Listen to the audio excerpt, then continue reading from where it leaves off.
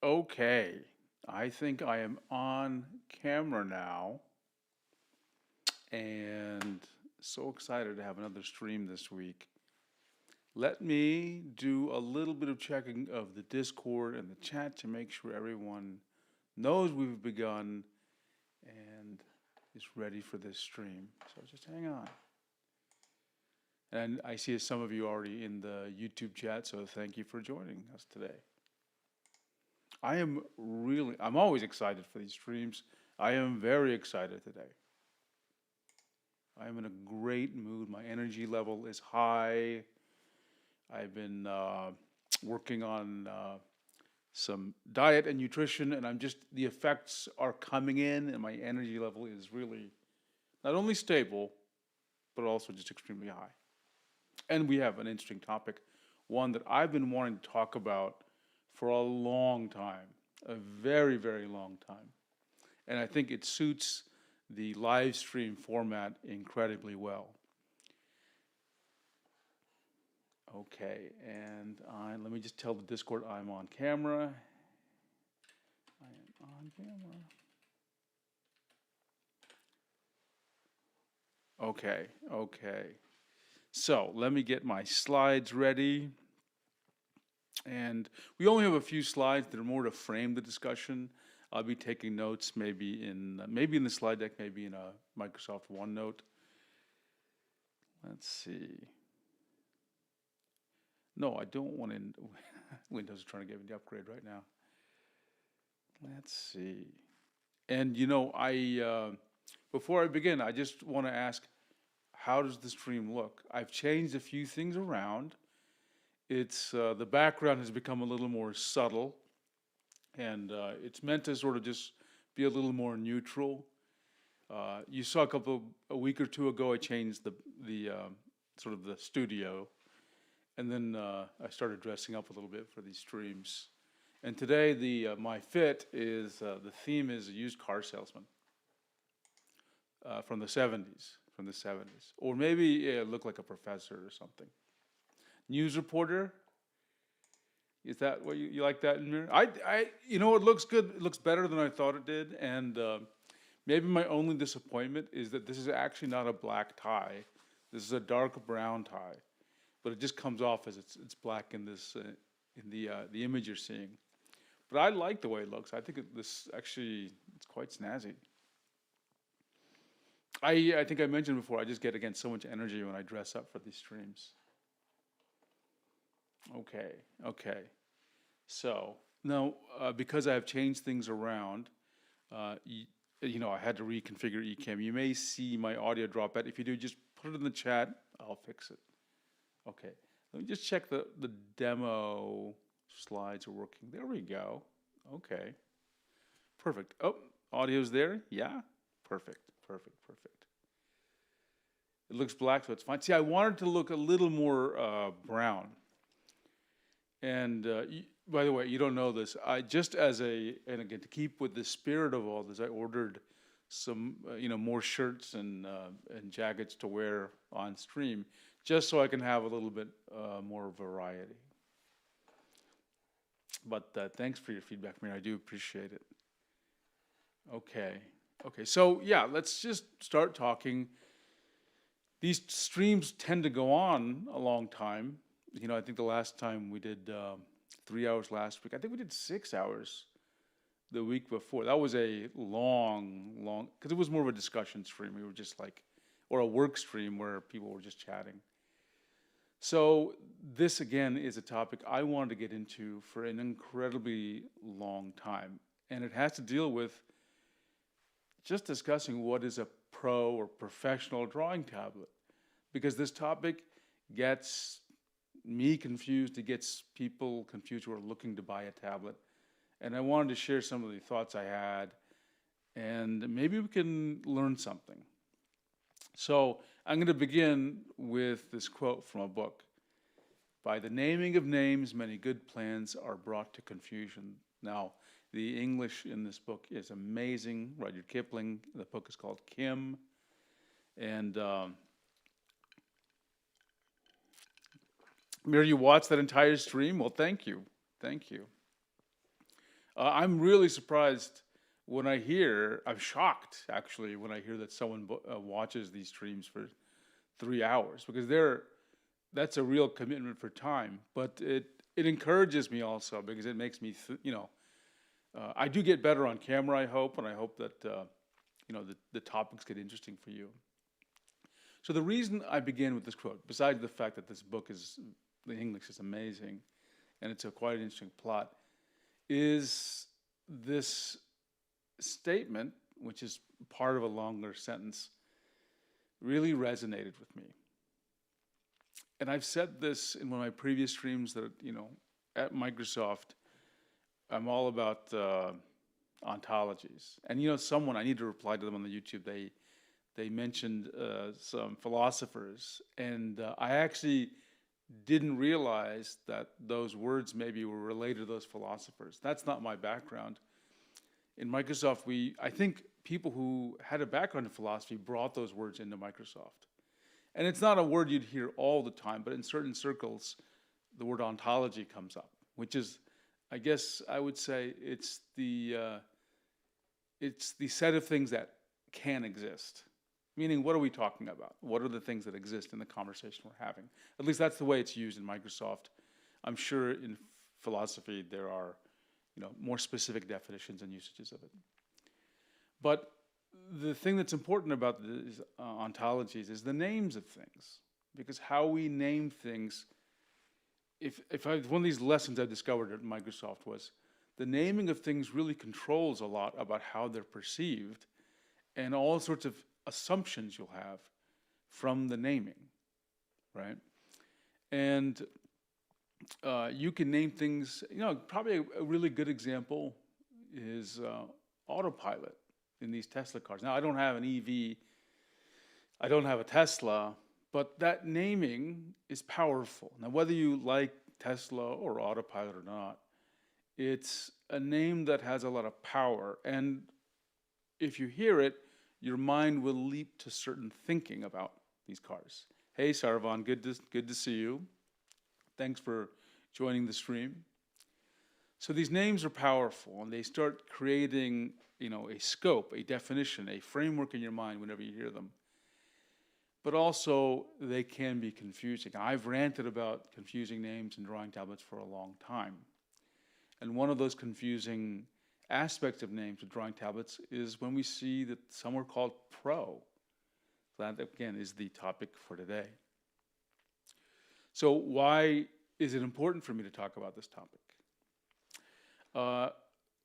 Mir has a comment. Like the Huion Gen 3. Yeah, this is actually a fantastic example, Mir, because the Gen 3 naming can be confusing for some people, right? And that's actually, that very tablet is one of the examples that I'm going to pick today. We'll talk about that.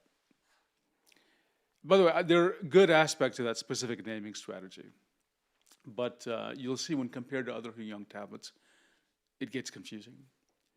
Anyway, why do I talk about this topic? Why do I want to talk about this topic? It's because it gets confusing, and more specifically, people are maybe getting misled and buying the wrong tablet without understanding. And I can't blame them, because there's a lack of sort of knowledge about what these names mean and what to think about. And I can't, again, we hold these people blameless because they don't have the context. This video is for you and I to have, develop a context. And hopefully, through our interactions with others in the community, we can spread this knowledge, right? And ultimately, I want to make sure people are not, they're spending their money effectively. They're not wasting their money on tablets, that they're going to be satisfied with what they buy. That's the ultimate goal of my channel. I want people to be happy with the creative tech that they use and they purchase. Now, here's the typical question that I will see on Reddit or on the Drawing Tablet Discord, which is, should I buy, there is no tablet called Super Tablet, but the question would be phrased as, should I buy a Super Tablet or Super Tablet Pro? Now, if you just read this as words, of course, Pro must mean better, so you would want to buy the Pro tablet. Of course, it's just a natural reaction. G Art, thank you for joining us. Appreciate it. And Mir has a good comment. I thought the Huion Canvas 13 Pro was good until I saw it was worse than the Canvas 13 2020. Yeah, you can see some different things. Now, I actually think they're comparable tablets in some ways, and it's not a win all the time for the Canvas 13 Pro. And the Gen 3 will actually really draw out this example. It's one thing we will specifically talk about. So when you are faced with this question, we have a number of approaches we could use to address it. We could start comparing the specs, and I've done that. People will say, what's the difference between this and the Pro version? And we can talk about all sorts of specs that are listed by the manufacturer, like number of pressure levels, color gamuts, display resolution. We could compare the pens and the performance. We could talk about unique features. There's lots of ways of looking and evaluating these tablets. Now, it's not the case that when you look at two tablets, it's not the case typically that one tablet is better in every way than the other tablet you're comparing to. Sometimes there's a mix of issues. Sometimes one might be better in lots of ways, but the other one has high resolution. And how do you pick between them? That's not easy. We'll never be able to solve that because it depends on what you need. But I'm hoping with this stream, we'll be able to do things like take a look at the specs and say, well, does this one matter? And if they're different, if the numbers differ, for example, should I use that as the basis for my selection when purchasing? That's the kind of thing we want to get into and really discuss.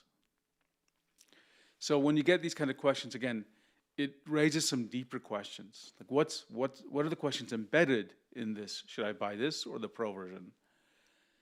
And so the first question, I'm not sure how far we're going to get into it in this stream, is who's us? Who is the audience? Who are these professionals and what do they do, right? And what is it that they need from these tablets in terms of features, specs, etc. And so that's probably worth a little bit of discussion as we start looking through these tablets and these different aspects. And another question, which I hinted at a bit earlier, is are Pro tablets always better than non-Pro tablets? Okay, very simple question. And so we're going to explore all of these topics today. What I encourage you to do if you're on the stream, or even if you're watching the video on demand, is please leave a comment or join the Discord and share some of your thoughts there. As I try to do with these streams, we explore a topic and then I take the transcript and I try to build either a document or another video, a pre-recorded video that I'll share later. Because these videos, these streams run 3 hours, but I can condense them down to half an hour once we have explored the topic a bit more. Let's see, Mir. We are the Avengers.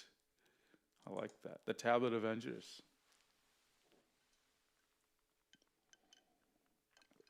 Okay. Oops, sorry. So getting back to the question, are Pro tablets better than non-Pro tablets? Well, the answer is no. They are not always better. Let's just be clear. There are many cases where the non-Pro tablet is better, but really it's not an always yes or an always no. It depends on the specific models that you're actually talking about.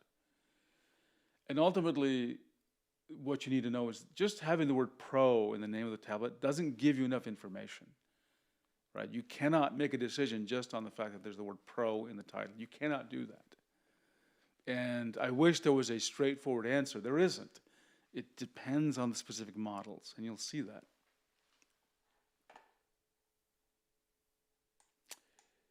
Like and subscribe and comment down below your thoughts and join the Discord server. Yeah, please do. Thank you, Mir, for reminding the audience to do that.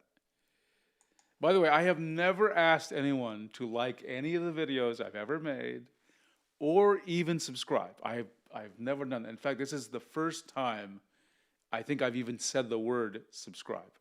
So I'm not even going to ask for it now, but I do appreciate the sentiment mirror. Let's take a look at a few comments.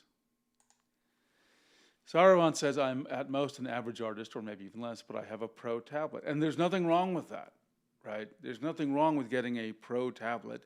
I just want people to know what it is they're paying for, because sometimes people may be paying for a pro tablet that they just don't need, right? And don't get me wrong, I used pro tablets for almost my entire life with Wacom. So there's nothing wrong with it. I just don't want people to overpay for things. And G Art says, that's the thing though, the pro label sells well. Yeah, it absolutely does. It absolutely does. And I can't blame any tablet manufacturer for adding the word pro. And we'll explore this topic. Like, where did the word pro originate? Like, when we start calling tablets professional, and what does it mean for manufacturers? What's it mean for us? Thank you, Eddie. I appreciate the comment. Voidouts. Is there a tablet with a name that has the opposite of pro? No, not explicitly. Not explicitly. There isn't. We're on the Discord. I forgot who it was. Actually, I'll search. We're always joking about the names of tablets, and someone suggested. Okay. Everyone knows how Apple sometimes names their iPhones, and I don't use an iPhone, so I think they have like an iPhone, and they have the iPhone Pro and the iPhone Pro Max. So jokingly, I suggested, we should have Intuos Pro and Intuos Pro Max as a joke. Now, don't get me wrong, I actually kind of like the sound of that, Intuos Pro Max. So if Wacom ever did that, I would find it hilarious. I think another company has actually adopted that. If I recall, it's Dell. They have adopted Pro and Pro Max in like the naming of some of their laptop devices, right? Let's see. Art says, I think your mic volume might be a bit 20% low or so. I think you're right. Actually, it may be that I'm not close enough to it. Let me make one change, Arch, and let's see if that's helping, okay? Tell me if this is any better, okay? I increased the gain on the microphone.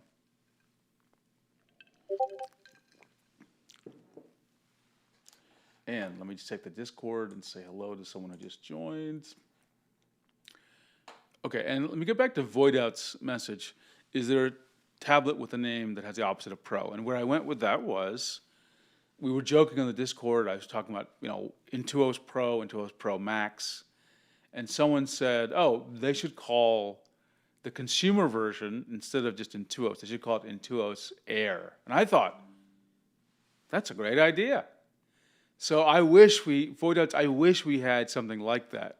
I think that would be quite nice, because then it would be clear it's the consumer version or the non-pro version.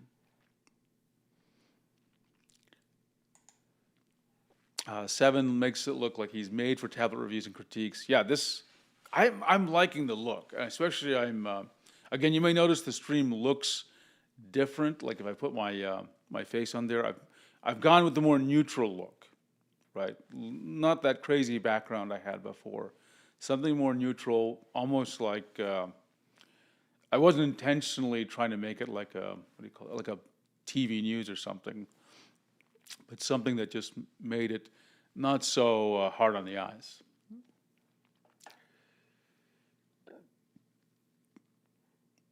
Okay, so a couple of people are saying my volume is low.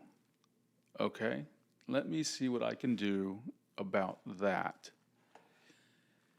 And there are a couple of things maybe. First, let me try again the gain, okay? And I'm going to talk, I'm going to increase it a little bit more, actually. Okay. Now, I think I might be blowing it out, actually. Let me know how it is right now. according to me, it is getting into the yellow when I'm speaking, so I'm afraid we're just blowing it out for the audience.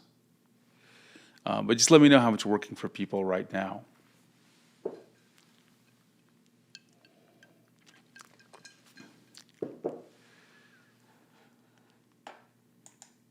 Okay, let's take a look at a few comments. Most people would buy this is from Mir, most people would buy something in the middle, not the Pro, not the standard, but the middle, and that's the reason why iPad Air is so popular. Well, yeah, that's exactly why I think having an Intuos Air would make sense. You know what it is, right? And it's tricky when remember, I've been involved in so many naming of things at Microsoft. I have to tell you, it's so tricky, and I'm going to tell you an anecdote. Okay, so let me you have to remember, it takes a little bit of setup for the anecdote, but it's about the naming of things, specifically Pro. So when you're at Microsoft, you can buy things at a substantial discount, okay? So Office, back in the day, came on CDs, okay? And Office, I think if you're a normal person, and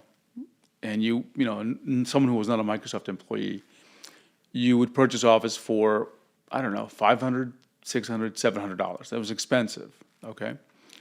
But if you're a Microsoft employee, Office costs, I don't know the exact number, let's just say it costs $50, right? And every year in Microsoft, you have an allowance. An allowance means not like they're giving you money, but like you can buy Microsoft software at a big discount. Okay, so what does a Microsoft employee do? They will buy Office for their family, okay? So, whenever a new version of Office came out, I would buy that for my mom. And so instead of paying $500, I say, Mom, don't waste your money on that. I'll just buy what you need and just give it to you as a present, right? It's not expensive. I think it was $50 or $100. So one day, the new version of Office comes out, and I buy, I tell her I'm going to get it to you. And she's very happy, and she says, what are you going to get me? And I said, I'm going to get you, I don't know, let's just say it was Microsoft Office 2000, and that's a suite, right? Office 2000. And she said, you're not getting me Office 2000 Professional? I said, Mom, you don't need Office 2000 Professional. All you use is Word, and maybe maybe she uses PowerPoint, right? I don't think she even uses Excel. And what do you get with 2000 Professional, Office 2000 Pro? You get Access, which is a relational database, okay? And I said, you're not building database applications. And she goes, well, I want Office 2000 Professional. Well, I got it for her, but I was like, why do you want the professional? She goes, well, she's a doctor. She goes, well, I'm a professional. You want me to use non-professional things? I'm a professional. So you see, the naming of this thing had a big impact on her, right? And so names mean things, and we need to recognize the power of these names. Let's see, let's take a look at, okay, Koyo and G says the volume looks good. Okay, that is good to know. Thank you so much. I depend on you all, because volume for me has traditionally been a little bit of a complicated topic. So thank you. Okay. And especially tell me if it's getting blown out, because I'm trying to make sure it's gonna sound okay for you. Oh, we have someone from Indonesia. Good to see you, Adi. Void outs, I remember those CD days. My first and only Wacom tablet CD installer. Yep. Mine had a floppy installer, by the way. Arch, I think my first tablet was some trust thing, and it came with a CD installer. Yeah, back then. Okay, so let's get back to the slides for a second. So yeah, you got to be careful if we're on Pro. I hope everyone, by the way, enjoyed that little anecdote. What is even the difference between Windows 10 Pro and Windows 10 Home? Well, okay, I can't remember. We can take a look at it. The thing that I remember the most, there are certain features you don't get, I believe remote desktop may not have been available in Windows 10 Home, which makes sense. Who is remote desktoping, right? Either into or away, out of your machine. So that kind of made sense. Maybe hypervisor is another thing that's not available in Home, of course. So, who would need VMs, right? In a home SKU. Everyone knows what SKU means, right? So Home and Pro are two different SKUs, stock keeping units. Kind of an older expression. Okay, let's get back to the slides. So someone brought up Huion Canvas 13, so here's the example. There are 3 tablets here, Huion Canvas 13, and we have to know the model numbers, otherwise the things get very confusing, okay? Oh, actually, I made a mistake here. I put the wrong tablet. I meant to say Huion Canvas Gen 3. Okay, let's fix that. Okay, so we have to keep track of the model numbers because it gets so confusing. So there's the Huion Canvas 13 Gen 3, which is GS 1333. Huion Canvas 13 Pro, GT 133, and Huion Canvas 13 Pro 2.5K, which is GT 1302. Now, if you just saw the names, and let's just ignore the model numbers for a second, which of these tablets do you think, if someone came on the Reddit or the Discord and they said these 3 tablets, which tablet do you think I would steer them towards? I'll see in the chat. While you're thinking on that, I'll just take a look at the chat. Voidouts. There's no virtual. Yeah, I believe that's correct, Voidouts. Arch, I hate the Pro naming because it misleads actual studios and professionals sometimes because the new consumer version might be better and even cheaper in some products. That's exactly right, Arch. That's exactly right. And Pro rarely means it's better constructed or anything. So what is Pro? And we're going to discover that. And it's complicated. As we're going to see, there is not even a standard definition of Pro, and it even differs between the brands, especially Wacom, because Wacom has a certain way they think about Pro and non-Pro, which is very different from Huion and XP Pen, at least noticeably different, and we'll talk about that. Okay, and Art says Canvas 13 Gen 3. And that is actually correct. I recommend the Canvas 13 Gen 3. Let me make sure the slide is correct.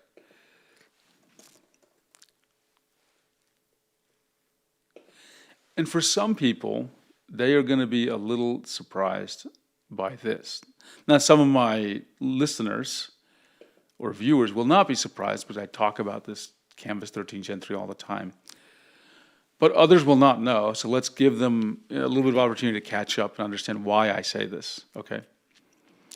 And before we dive deep into the full topics of Pro versus non-Pro, here's a little bit of background, okay? And you understand what I'm going to say is not listed anywhere. You can't read the box and get this information. The first thing, probably the most important thing about these tablets is what generation they're from. And generation roughly means what year the tablet was created, roughly. We'll get into some complications there. But more, it's what pen technology generation. And that's also kind of related to which specific pen, okay? Now, let's start at the bottom, we'll go up. The Canvas 13 Pro 2.5 uses which pen? PW517. And this tablet, I can't remember the exact year it came out, let's just say it was 2021, okay? The Canvas 13 Pro, the middle one, GT133, uses I think the PW507 pen, which is an older generation of pen. Maybe that's Pentec 2.0 or something. I can't remember. And the Huion Canvas 13 Gen 3 was released this year in 2025. And it uses Pentec 4.0, and the pen it comes with is the PW600. Now, even that information may not tell you anything. I mean, for those of us who follow this thing, we know the PW600 pen is much better. That's just one way in which the Gen 3, and these pen is not compatible across the three. So that's very important. You can't swap the pens. So that's one reason we would know that the Gen 3 is more popular, or better, because in that time frame from 2020 to 2025, technology's improved. This consumer tablet, this Canvas 13 Gen 3, has a better pen. The screen has improved. There's less anti-glare sparkle. It has dials on it, right? The ports are flush with the side of the tablet. They're not, what do you call it? They're not recessed, right? And so what's interesting here is that the Canvas 13 Gen 3, which is considered Huion actually describes this as an entry-level tablet, is actually better than the Pro tablets that preceded it. Now, if you look at the bottom, the resolution of that third tablet is 2.5K, which is, it is better in that sense, but when you stack up everything together, I would tell someone, hey, you want to look at the Canvas 13 Gen 3. Better pen, less anti-glare sparkle, you get, more buttons and dial. Like, it's probably the better choice for you, even though it has a low resolution. So I would steer people towards that top tablet. Okay, let's take a look at the chat. Arch, the idea of a professional 13-inch tablet is kind of funny to me. I associate professional work with higher demands, which are only met by bigger sizes, resolutions. Well, what we're going to do, Arch, is we're going to look at different aspects of tablets. Resolution, refresh rate, and we're going to just have a discussion. There's no right answer, but we're going to try to develop a sense among you and me and the rest of this audience what means pro, okay? So, and we'll specifically talk about resolution and size. Now, I think there's a case to be made for 13 inches being allowable as a pro device. I don't personally, we'll get into it more, I don't personally associate size with being pro. Sorry, there is an association, but it's not the strongest association. But I would, in general, agree with you. Pros tend to want larger tablets. Voidouts points out that Wacom thinks tilt is pro, non-tilt is not pro. Yeah, which is strange. I understand why they do it. I think there are very logical reasons. I don't agree with it. I think they should. I don't know how to address it. We'll talk about it. It's a fantastic topic. Canvas, and Mir says, Canvas Pro 19 is a great example of using the word pro in a way that makes sense. But I've seen people picking up the Canvas Pro 24 thinking it's the same but better. And we all know the Pro 19 is better. Exactly, exactly. If you know the field, you understand it. And so this gets into the complication. I think Huion tries to make sure people realize that the Canvas Pro 24 is a different generation because they actually refer to the Canvas Pro 19 as a Gen 3 model, even though it does not literally have the word Gen 3 in it. But you see the Canvas Pro 24 listed next to it, which is a fine tablet, but I wouldn't put it in the same category. And I think all of us who've studied this tablet know this. Okay, let me pause for a second and take a drink. iPhone and iPad, for example, Koyo's writing this. iPhone and iPad, for example, the Pro feature is actually the LiDAR sensor and an extra camera on the back, really good for 3D scanning. That's a great example where there is a clear hardware difference that is mapped also to a very specific scenario. That's good for 3D work or augmented reality work with those Pro iPads, right? And we don't quite have that same situation, at least not that comes easily to the top of my head, with drawing tablets where, because it has this feature, it's awesome in the situation. There are a few examples like that. Wacom Moving is actually one of them, by the way. But the rest don't really have this, we have to have this for this reason. At least it's not as obvious as the example Koyo has brought up. Okay, let me just take a quick look at my live stream chat, the Discord chat to make sure. And someone has pointed out, Nakti has provided a screenshot, and let's see if I can show it to you. It's a little bit complicated. Maybe it's this thing. Hang on. Let's see if this does it. What I need to do. Okay. Don't worry. We will get there, huh? Need to get. Yeah. Here we go. Right. This is the Dell Pro and Dell Pro Max. I actually think it works. Sure, we could be copying Apple, but like, it's pretty obvious at least it's pretty obvious how to rank these. And I think it's easy to say, which is important. It doesn't solve the problem, but at least you know which one's the best. And it's kind of elegant, I think. Okay. And let's see, Mir says, it's sad to see Canvas 13 Pro 2.5K is $400, where Canvas 13 Gen 3 is cheaper and better except for the resolution. Only the resolution. Exactly right, Mir. Ain't capping. Okay, this is interesting. Pro means for me when the tablets include accessories like Bluetooth remote, so you can make your workflow easy, nice color screen accuracy, good resolution, and comfortability and ergonomic design. And we'll explore each one of those topics in this stream, right? Because you raise, and I'm really glad that you mentioned the comfort and the ergonomics, because that is something, you'll see that in Wacom's tablets. They deliberately make their Pro more ergonomic than their non-Pro tablets. It's very clear.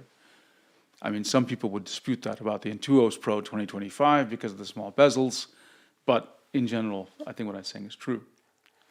Okay, so let's get back to the demo. So what are some of the things we will look at in this stream? And I'm going to, we'll bring up some notes and we'll start typing, but we're going to take a look at specs and features. And a lot of them were mentioned already. Resolution, size, remotes, wireless, ergonomics. We're going to take a look at that and we're going to ask ourselves, can we make a determination based on those specs or features, whether it's a Pro tablet? And maybe we'll see, we see certain patterns here. The age of the tablet's another one. Brand and how they segment products. We'll talk about that with Wacom pretty deeply. And let's get into that actually a little bit right now, just as a quick summary. Now, Wacom has always had a bunch of Pro pen tablets. And we covered this in a stream a few weeks ago. And look at this, they've been having these Pro pen tablets since 1987, so almost 40 years.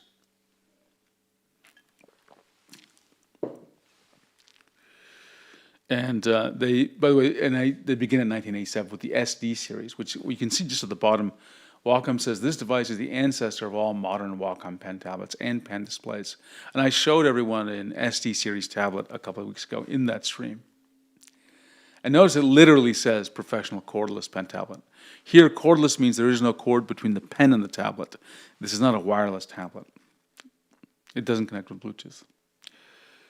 One other thing, we talk about product segments. This happened in 2023. Intuos meant Pro, but in 2023, and Bamboo meant consumer, but they changed their naming. And then Intuos suddenly became Intuos Pro, and Bamboo became Intuos.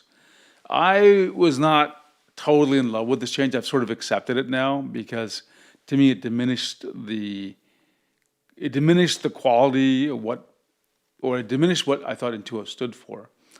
Bamboo was always, I think it's clearly a consumer type name. I wasn't in love with it, but clearly it was a consumer type name. Because I can't imagine someone, in some design studio having a tablet that says Bamboo and saying, it doesn't feel like a professional name, right? Maybe it's too playful. It's not a bad name. It's just the vibe is different. Talked about age, accessories, and then, later on in the stream we'll talk about what we want Pro to mean. So we'll collect our thoughts. And then what do we think it's going to mean in the future? Because things are evolving, and it's one of the challenges drawing tablets are facing is that they're converging in their specs and features and capabilities. So how do they differentiate themselves in the future? What would it mean for a Pro tablet in the future? Okay, so we'll get in these topics. Let's take a look at the chat.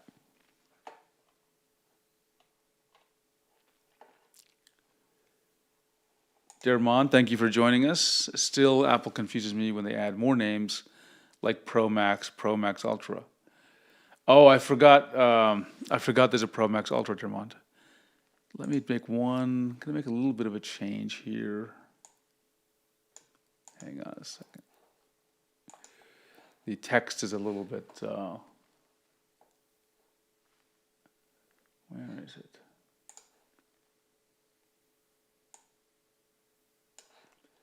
Okay, I'll just leave that alone for now. Let's see. Arch, I think a true Pro tablet would include comprehensive warranty and more priority for technical support. Another fantastic comment, Arch. That's something I wish would be true for Pro as well.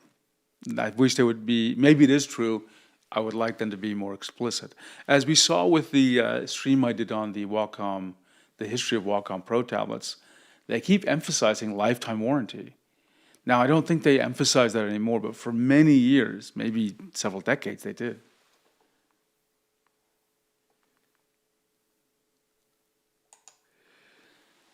See, nowadays manufacturers, Mir says, nowadays manufacturers use the word Pro for marketing purchases and less than feature rich. Yeah, we want to get to the heart of this, right? And we saw some of this with, to some degree, the Intuos Pro 2025. That's a tablet that in some sense lost some features. And it's, I think that's creating a little bit of strange feelings on the heart, in the hearts of some people. Arch, getting back to his comment about technical support and warranties. So when you buy it, you're guaranteed that it works for a product cycle, let's say 4 years. I think if it's Pro, 4 years is not enough, okay? And the reason I say that is because of the cycle in which companies will spend money to replace products. Microsoft, if I recall the general sense of it, you could expect the new desktop PC like every 3 to 4 years. Sometimes it went to 5, right?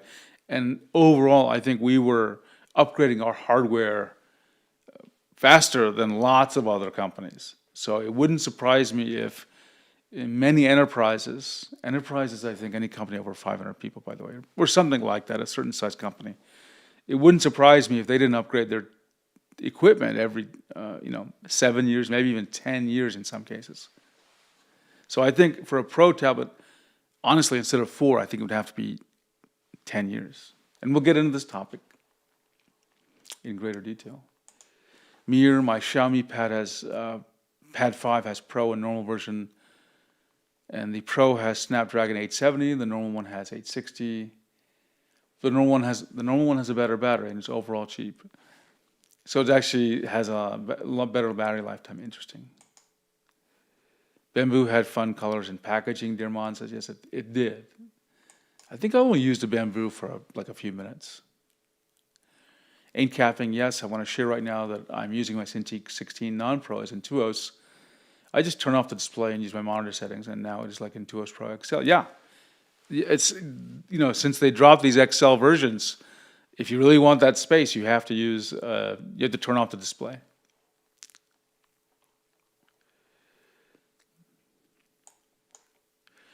Dermon says, for me, I think Pro would be a product you buy once, expensive of course, but feature-rich and meant to last a long time. I agree with that. I think it's a great sentiment to have. Koyo, I would prefer Wacom to use Cintiq non-Pro as non-touch and 60 Hertz and Pro as touch and 120 Hertz. That would make more, yeah, that's a great point. I think beyond the specifics of touch and refresh rate, you have to have some sense of what's putting you in the Pro category, right? Because there is a price jump moving, so you have to justify that. There has to be something significant. And it has to be useful for your audience, which is professionals. Again, I have no problem recommending non-pro tablets to people. I'll recommend pro tablets if there's a meaningful difference and it would benefit people, right? And to that extent, a great example is people ask, what's a good beginner tablet? You know what the tablet is that I recommend the most often for beginner tablet? It was made in 2019, I believe. Can anyone guess what the tablet is? It's the one by Wacom medium, CTL 672. Why? Because for someone who's starting out, or even an intermediate artist, or someone taking notes, it's a great tablet. It provides a lot of value for the cost, and you get the Wacom brand name, and it's highly reliable. Okay, let me drink some more water. Let's see. Arch. I can't remember studios off the top of my head, but some art production studio replace their tablets every couple of years and desktops every 5 or so.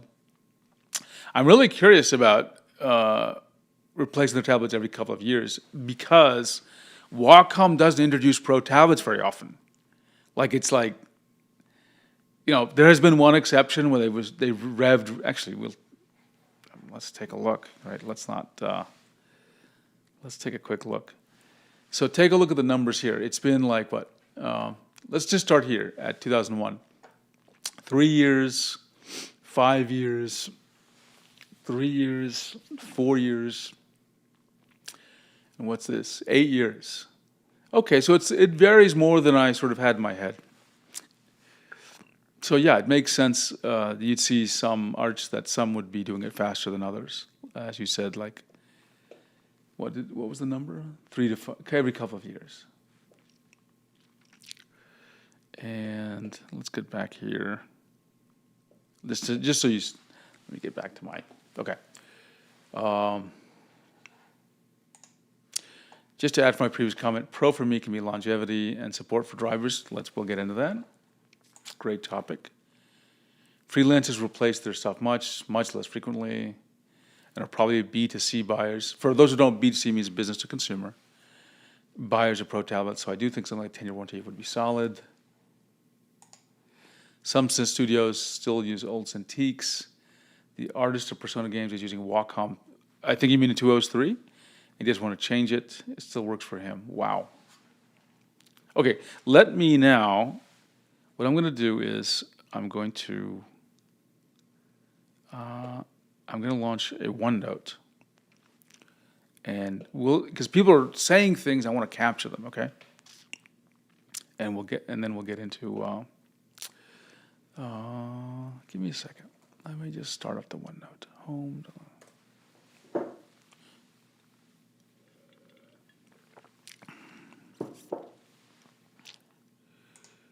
Ink Blaster does ask, do I recommend Huion 19? I think you mean Canvas Pro 19 for Blender. I don't use Blender, so I can't explicitly say that for that. I do like the Huion Canvas Pro 19 a lot. I do recommend it a lot. I get the feeling that people who are doing Blender might want larger monitors than even 19-inch, because 19-inch doesn't feel that much different from 16-inch to me. So this is one case where you might want a larger pen display. Unfortunately, in the Huion right now, they don't have they have the Huion Canvas Pro 27, which might be a little too big. I really wish they had a Pentec 4.0 tablet, like a hypothetical Canvas Pro 22, for example.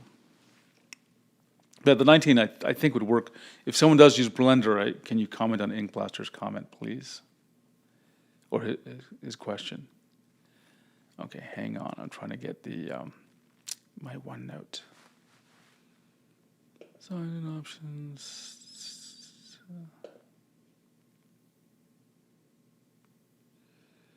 Let's see, continue. Sometimes signing in with all these passkeys and fingerprints gets a little, sign. Oh no, I signed in the wrong. Did I sign in the wrong one? Yes, I did sign the wrong one.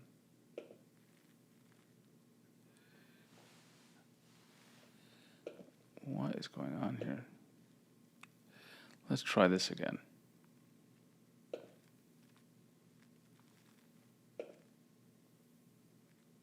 Sorry, folks. I just need to sort some things out here. So I can bring up the OneNote, which is what I'm really trying to show you.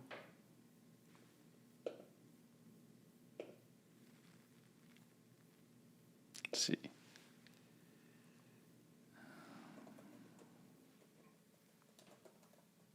There we go. That should be better. Okay. Thankfully, I have my phone.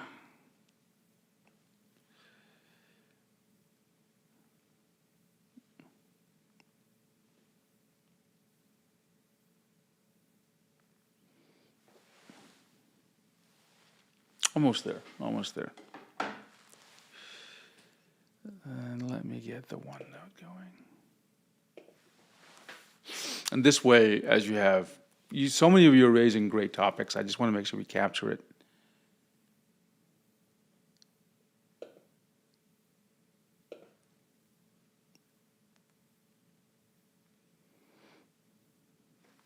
Okay, and let me show you the screen so you can see what I'm saying. I'm going to add a page. Well, I'll just reuse this one since it's empty. What is the date? 6/11. Okay, so let me just go through, and if I miss something, please let me know. So we'll take a look at specs. We'll talk about pressure levels. We'll talk about, I should spell that correctly, shouldn't I? We'll talk about tilt. We'll talk about digitizer,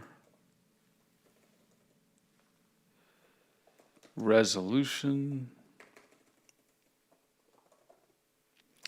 What else? We want to display stuff. So, size we'll just in general get.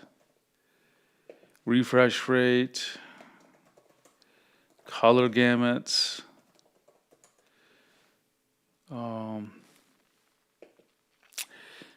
anti-glare treatment, and anti-glare sparkle. Let's see. And so kind of like, instead of specs, we'll also have features. We'll talk about touch, wireless, accessory remotes. And I'll put another category. And I'm not covering everything right now. We'll add other things, which is what I'll call what's in the box. Pens, gloves. Someone brought up warranty and support. I think I'm so glad whoever said that, I'm so glad you did, because that is something that gets so often ignored. Let me look through the chat and we'll find some other examples. So let me make this a little bit bigger so you all can see it a little better as well. Right? Okay, let's take a quick look.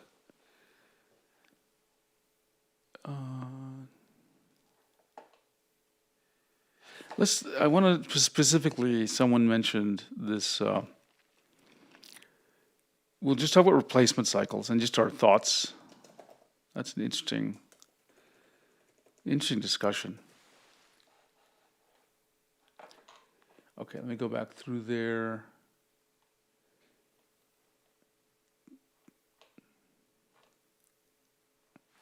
We want to talk about, it's kind of related to features, but I'm going to just put its own category for a second, which is pen, which is number of pressure levels.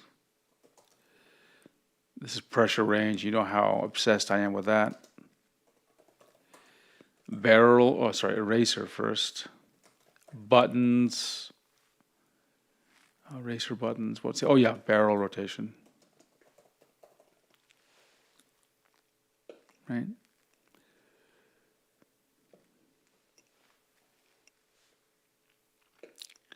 Okay, I think it's a good list to start off with, right? And we can add more as people bring in comments.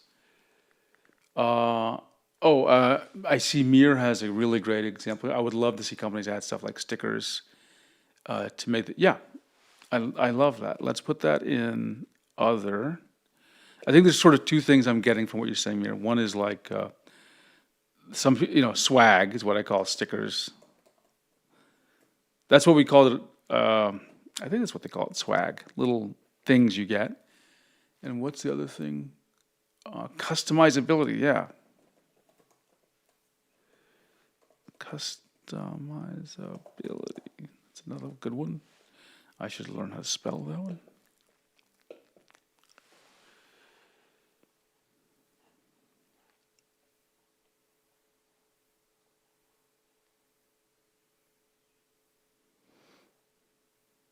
Let's see, Gart.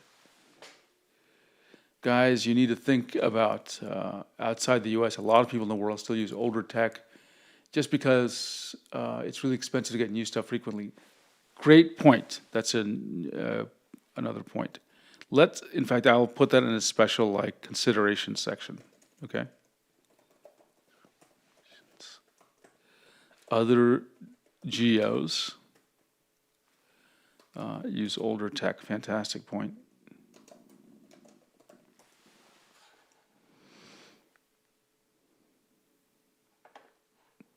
Mir says, I have not much thought to share. I'll just grab the popcorn. Fantastic. Dermont, Gart, I live in Mexico, and that's absolutely true. Many of my friends are using Bamboos, in my case, MacBook Pro 2012. Right. Now that you mentioned this, I think we should probably also include just drivers. It's kind of related to driver support lifetime. Driver lifetime.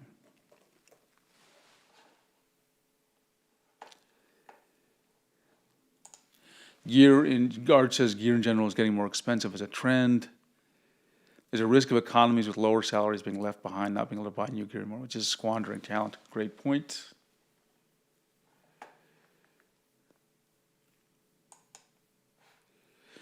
Adi says, do you have favorite product name on Microsoft product while working in Microsoft?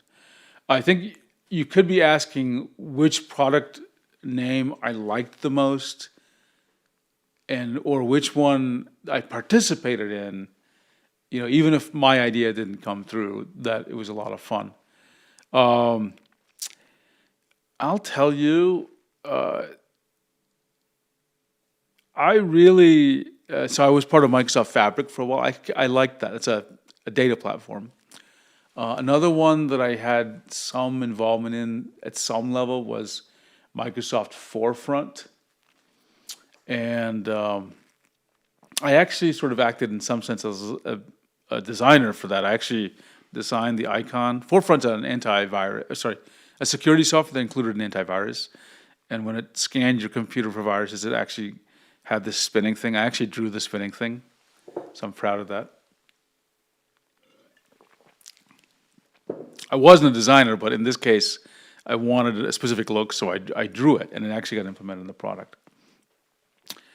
I would say, now that you brought it up, Vista, I kind of hated at the time. A lot of us did not like it. It's grown on me since then. I kind of have fond memories of it now, both as an operating system and just as a name.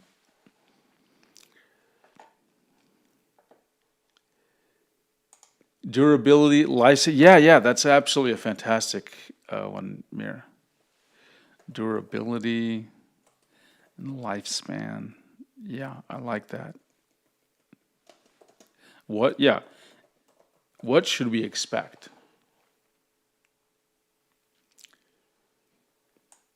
Oh, Arch has a good point about pens. Number of pens, yeah, that's a great. Stickers. Okay, we got a good set of topics. Let's now get deep and start discussing, okay? This is fantastic. This is exactly what I was hoping would happen as we talk about these things. We start really going broad and deep and exploring. Okay, let's start with pressure levels. Can everyone see the text? Is it big enough? I can make it a little bit bigger if needed. If I can remember how to do this with Chrome. Actually, let me do this and make it a little. There we go. Okay, that should be easily readable by almost everyone. And we have one comment here. Some products don't even do any marketing to regular consumers. It's almost all B2B. That's true. But I am curious, do you see anything like, I don't think there are any, sorry, I don't recall any tablets like that, but I think there are some products like that. I just can't recall any off the top of my head. Nikhil, would the new 2025 Wacom Cintiq 24 be better option compared to Canvas 27? Let's talk about that. I think it is a strong competitor, yes. I think it's a strong competitor, and we'll talk about exactly why. Fantastic. Okay, let's start exploring. So pressure levels. So, okay, what do we have going on here in the industry? Like, you know, what's the shortcut for manufacturers? MFRS? That could be interpreted as something else, but let's just say MFRS means manufacturers. What do they, except for Wacom, they are steering you to 16K and presumably more in the future. Okay, so those of you who are on my Discord or who have seen my streams have heard me rant about this topic. So I apologize, you can hear me rant about one more time. For those of you who are new, let's make sure we're on the same page.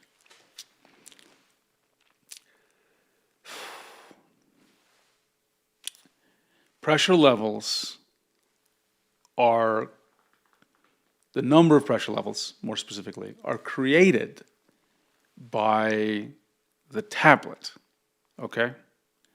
The tablet could decide to have any number of pressure levels it wanted, okay?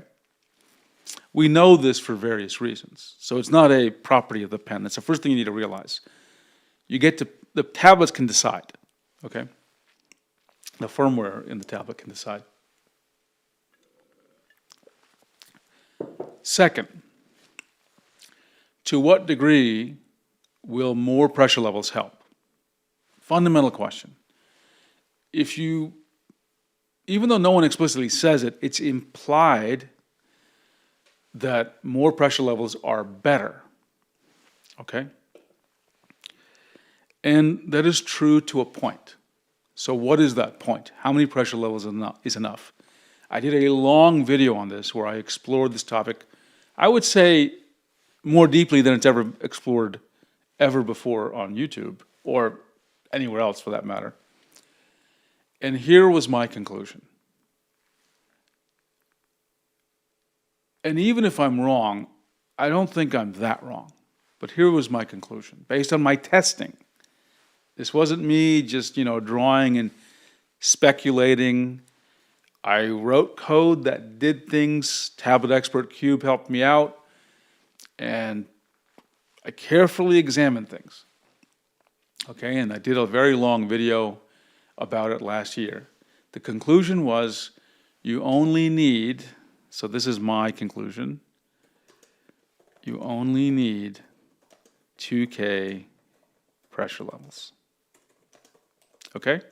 And there's a second part of the statement. You could get by with much less. How much less? Try 256. Okay? And you can even get by with even less with a few additional features. So what does that mean for Pro tablets? Okay? If you're getting a tablet and it says, oh, it's a Pro tablet because it has 16K pressure levels, or I guess in the future, 32,000. Ignore that. I don't think that's a realistic assessment of being professional or not, okay? We have long since gone past the time where the number of pressure levels has any real impact on how good the stroke is. Tablets that I used in, in 2005 or whatever, were more than capable of doing as high quality artistic work as any tablet that exists today. You can see evidence of this implicitly. All the other brands are pushing 16K. I don't mind that they do. I just don't think you should pick a tablet because of the number of pressure levels. Wacom has resisted this. Its latest Intuos Pro, which was just released a few months ago, how many pressure levels does it support?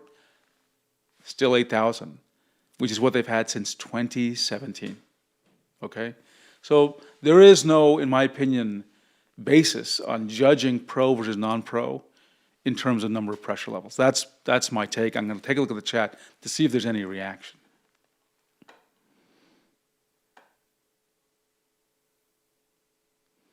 And there's some comments about Windows Vista, which we want to get into, especially with this Apple liquid glass thing. Maybe we'll get toward the end.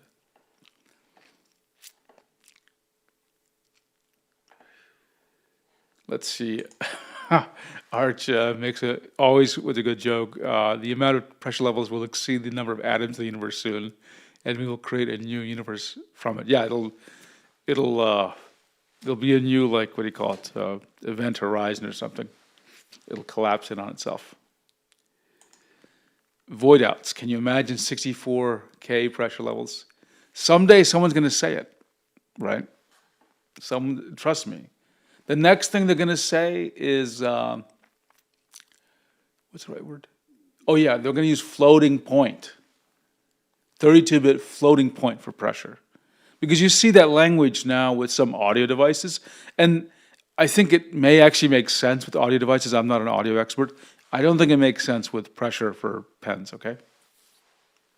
By the way, if anyone disagrees with my statement on 2,000 pressure levels, provide for me the evidence or a double-blind study or whatever that shows me that people can, without knowing which pen they're using, detect the number of pressure levels with better than 50% chance of accuracy. If you can show me that, I'd love to see the evidence. Adi, pressure level is not important for me. I like activation level. Oh, we'll get to activation level next. I totally forgot about it. Arch resolution go up naturally, since become more compliant to register higher software resolution. Screen resistance to scratches is more important. I'll add that. Let me add both these topics right now. Thank you, Caro. So IAF from Adi, that's a great one. And this one, resistance to scratches, kind of related to durability, I think.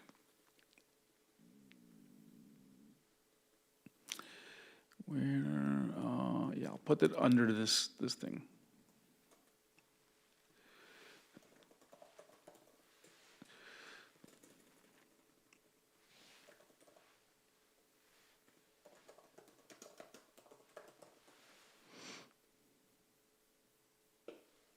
Thank you. Great. Okay. And let me just do a little bit of resizing of windows in my world here, and move my face up to the right, so you can see more of the content. Oops.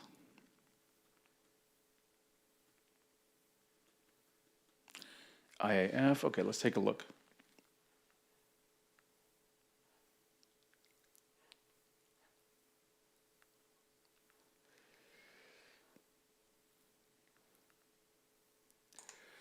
I want my pen activation like my fountain pens, light as a feather. And Adi agrees with the 2K pressure. I like 4K levels of pressure. And this goes back to my point, void out. Even if I'm wrong, I don't think I'm that wrong. Like, add an extra, shift everyone who knows bitwise math will know what I'm saying. If you shift the bit by 1 over, then 2K becomes 4K, right? So like, yeah, maybe I'm off by 50%, okay? But for every tablet on the market has 4K. There's no point trying to fight beyond that.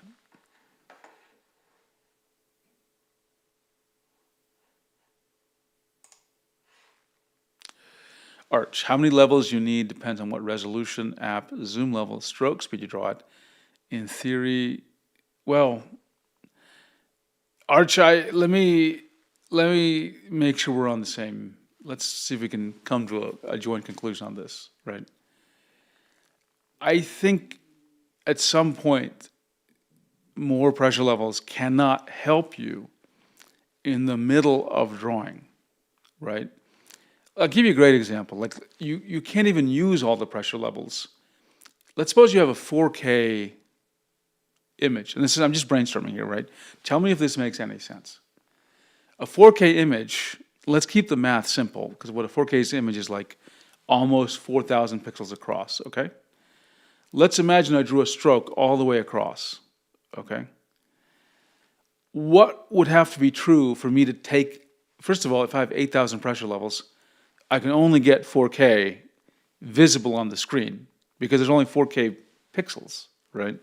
Number two, the brush has to be able to manifest so many different divisions, right? If the brush is even 200 pixels big, which is a relatively thick brush, there's only 200 possible values. So I have trouble thinking that these values are useful. And yes, I could create a situation where yes, there's some crazy resolution and some wild brush size, and we have 16-bit alpha channels, and then yes, and under those conditions, 16,000 pressure levels might produce a difference. But when you take into account other things like pressure smoothing, you will not need those things. In fact, I've referred to this topic in one of the earlier streams. There's a thing going on which I am calling the great pressure scandal of 2025. That's kind of a joke, that title. But I think we have come to the conclusion that Krita, when you're using Windows Ink, not WinTab, only uses 1,000 levels of pressure. But you don't notice that because Krita does some smoothing on the pressure values. And I want to write this up and talk to the Krita team. I want to make sure we have all our ducks in a row, as they say. We have all our information straight. But I just don't think you need that many pressure levels.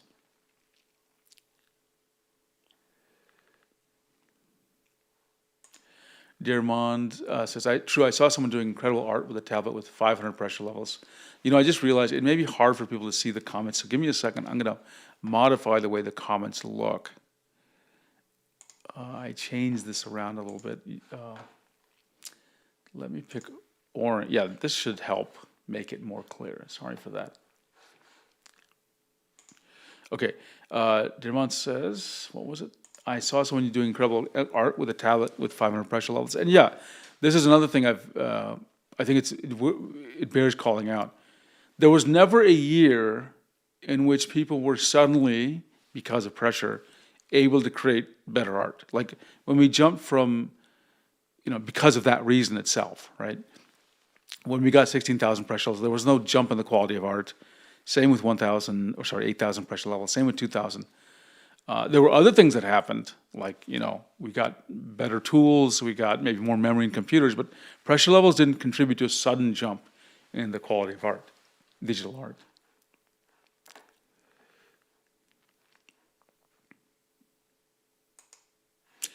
Okay, let's see. Art says, if you have a stroke speed of 0 units per second, then you can have almost any pressure level. 0 units per second. I'm not totally following what you mean by 0 units per second, Art. Ink Blaster says about 1,000 levels of pressure. G-Art, I've been working on GT191. That's the Canvas 22? You have to remind me, G-Art.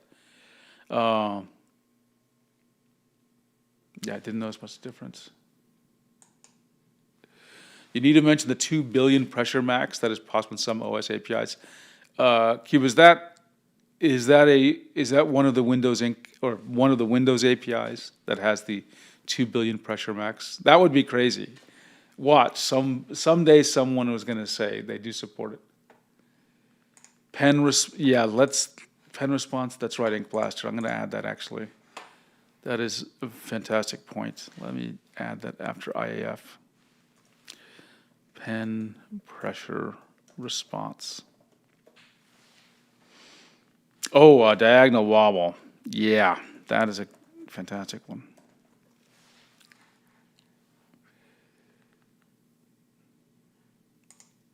In GART, you're right, Apple does not mention anything about pressure levels. I think people have speculated. Maybe someone's measured, but I haven't. I'm really curious how many pressure levels it actually supports. They also don't say anything about IAF, but people, I think there's a belief that they have less than 1 gram IAF as well, 1 gram force.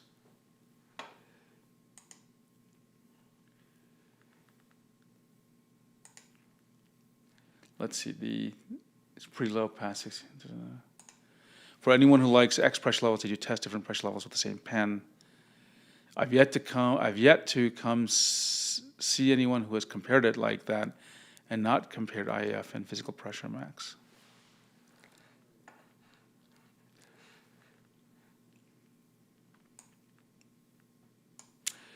As devil's advocate, if you keep the same resolution and raise the physical size, the physical stroke speed, I think levels have to go up. I'd love to talk about that more. Maybe in the Discord Arch, we can do that. Niziel, good to see you on the stream. Thanks for joining us. I think a Pro Tablet is a tool that allows you to do your job without getting in the way, minimizing disconnect. I love that. That's the ultimate goal for a Pro Tablet. Yeah. That's why something badly implemented, like badly implemented touch or other features, are not features I would want. Just they get in the way of your work. Yeah, that's a great point. Pro tablets, the idea should be just an optimization so that you are connected to the artistic experience. I like your phrasing there. Arch, I find Pro products often omit features which aren't to spec with the task and don't work quite as well as they should. Yeah, that's valid. There's absolutely a case to be made for not having a feature because you can't do it as well as you want, right?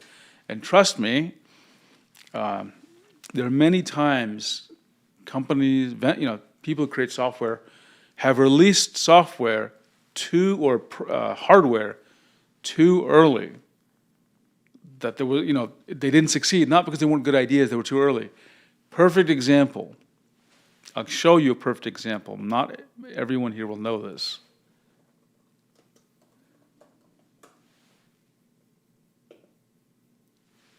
Did you all know this existed? Let's take a picture here. The Apple Newton. Sorry, it's rotated. But this was called the Apple Newton message pad. And it was, how many years ago did I say this? So this was written in 2020, so 27 years earlier than this, right? And this was a colossal flop. For whatever reason, we don't need to discuss, but the point is, this was definitely a product that was, too early. And then many years later, we had the iPad, which of course succeeded quite well. So you don't, if you want to avoid shipping something that you can't deliver at high quality. See, Cube says, it appears that Linux and macOS both support the 2 billion for all applications. There's one Windows API that supports it, but then there's another one that most apps use. Yeah. Okay, I don't think I realized that Linux and macOS both support the 2 billion value. Hello, Kanto. Good to see you on the stream. Thanks for joining us. Apple Pencil has negative IAF. Oh, I totally forgot about the prediction. That's a fantastic point.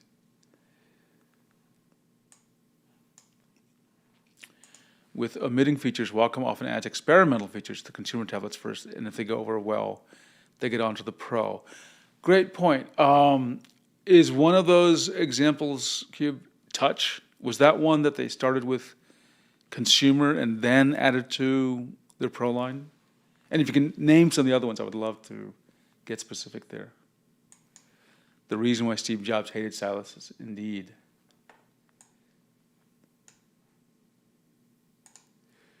Yeah, Apple did not have quite the following at that time. They hadn't had their big resurrection as a company yet. I wanted one of those Newtons, by the way, and I'm so glad I didn't get one. It would have been a total waste. Okay, let's get back to what we were talking about here. Where's my OneNote? Oh, sorry, clicking on the wrong thing. Okay, IAF. We got with the pressure levels, IAF. So what is the standard IAF we expect these days? Okay, this is what we expect today. I'm going to put the tilde, 3 gram force. Okay, that's what we expect today, that the IAF is 3 gram force. Wacom, and this is true for their Pro line and some consumer, believe it or not, they get to less, this is Cube's measurement, who's very good at measuring these things, about 1 gram force, okay? Huion states for PW600 series to get around, now they don't say around, they just say 2 gram force. But you know, when you're building any device, there's a distribution of values, right?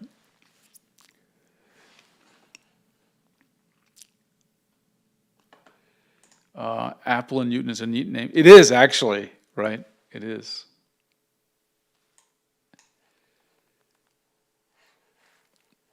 And then what is XP Pen? This is with XP Pen for their X3 Pro. They say 3 gram force. So this is, this is like the standard expectation we should have, right?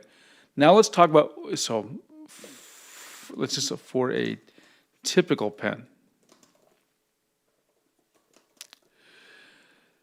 Now, I'm going to throw this out there, and I'm curious if anyone will push back on this or not. Okay, oh, I didn't type in the number. I didn't type in 1 there, okay. I'm going to say this is my claim, okay? So we should expect for Pro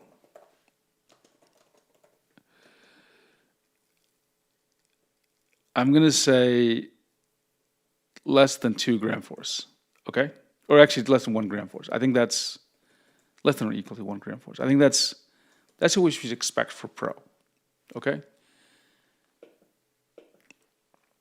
And I think, does that sound fair? Okay, let's take a look at cubes here. Touch was on the Wacom consumer line first, okay, along with touch wheel dials. Oh, I didn't know that. Physical buttons on the tablet and wireless. I didn't know any of those things. That's fantastic to know.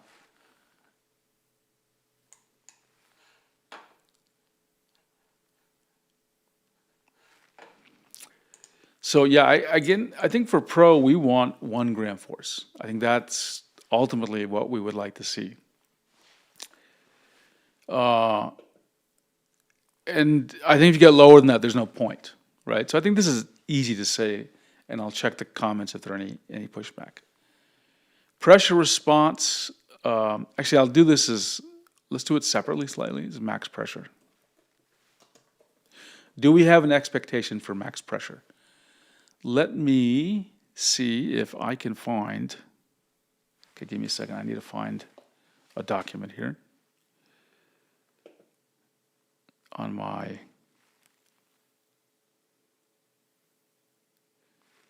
Koyo saying that less than 1 gram force is not always a good thing. Let's talk about it. Oh, I know what I'm looking at.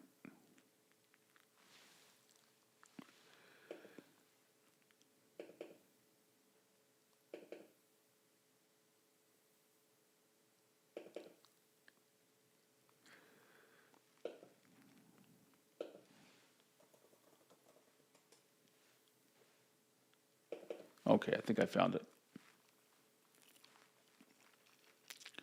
Okay, so everyone, I'm going to show you what it is I mean by pressure response. It's related to max pressure as well. So let's find some consistent pens. It'll be a little bit easier to talk about there. Yeah, here's a good one. This is the Wacom Pro Pen 3. And what you need to notice here is, ignore the IEF. Let's just say they're all very low, okay? I don't measure IEF well yet. The max pressure, when I created this slide, sorry, I'm trying to take my face out of the way here. There's some variance, okay, in the pressure response. You can see the overall shape is like this. I think that's very typical. But we want to see that there's low variance in these curves, okay? And I think this is a perfect example of Wacom's engineering quality. These are, well, what, 6 different pens, and they all have the same basic shape, okay? Again, I'm measuring physical pressure on the x-axis versus logical pressure on the y-axis. And maximum pressure here, I say, is in the 600 to 700. Now, I said 700 and beyond is excellent. I'm starting to reconsider my beliefs now. And I'm starting to think 600 should be the excellent bar, maybe even 500. So I'm curious, I'd love to see people in chat say, well, yeah, I think, where do you feel like the maximum pressure should be for a pen? I'm starting to feel, based when I see things like the Huion canvas, the Huion, let me just show it to you. Actually, before I do that, let's take a look at the grip pen. The grip pen, which used to be the best pen Wacom made, is at 400, but times have evolved, right? So if we take a look at Huion's, sorry, I'm jumping very fast. PW600 is around 500, 450 to 550. So I'm starting to believe now that excellent, meaning pro, should be 500 gram force. You should be around that level. Because 700 is a lot. I don't think you need it, right? And let's take a look at some of the chat. So Q points out, personally, I feel like I'm going to break the pen getting up to Pro Pen 2 Max. And I feel the same way. Like it feels like you shouldn't be doing it. Like you should not be doing it, okay? Let's see. I feel like 500 grams is a safe max for most things. Okay, so here's what I'm going to do. Actually, let me take a look at these pictures again. Good is 400, excellent 700, no case 200. Let's come up with a new thing, okay? So excellent, I had it 700 gram force. I'm going to say excellent is 500 gram force now, okay? Meaning this, so pro, so this is the new pro target, okay? And I'll say good should be, it was what? 400. Do I want to change that? Question mark. And then okay is 200. So okay is 200. Is 200 gram force. My intuition says I want to leave okay at 200. Okay. And I want to leave good, like what is the normal consumer tablet? How well should it work? I'm tempted to change this to 300, maybe 350 gram force. I'm curious what the audience thinks. Let's take a look at the chat. Art says, I'm sure there's a case for high max, but I couldn't actually reliably max out the PW550S in a useful way when I tried one. Surely very high max normal load sensing needs, sorry, I didn't show the comment. Surely very high max load sensing needs remapping of tool curves to add something useful, that kind of, yeah, that's exactly right. Yeah, so, okay, I'm going to throw this out there. I'm going to say 350 should be the expectation for new sort of like consumer, sort of maybe upper consumer target. And then 200 should be baseline. So this is like the low-end consumer. Like you don't want 200 gram force, but it's okay, right? Konto, we will get to barrel roll. We will get to barrel roll. Adi, so maybe Pro Pen level for future will have 16 key pressure level, but a 0 gram force to 5 gram force with high PPI. 60, yeah, I think that's probably where we're going to end up, honestly, right? However, I do want to make one point, and it goes back, I forgot who made it. It may have been Arch. I can't remember. And it's worthy of some attention here, which is sort of like I'll just call this a side topic, which is, can IAF be too low? Okay, so I've been thinking about this a lot, so I want to share some thoughts. I want your feedback as well. Number one, there are, even with the pens we have today, there are reasons why you should maximize you should actually increase the IAF. So increasing IAF with pressure curve helps with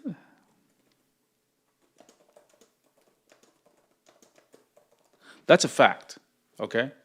You can see that because in some strokes with some pens, you get little tails as you stroke out, okay? And there's a reason for that, which I think has to deal with the mechanics of the nib and the pressure sensor. And increasing the IF will stop that, okay? It can stop also some starting stroke artifacts.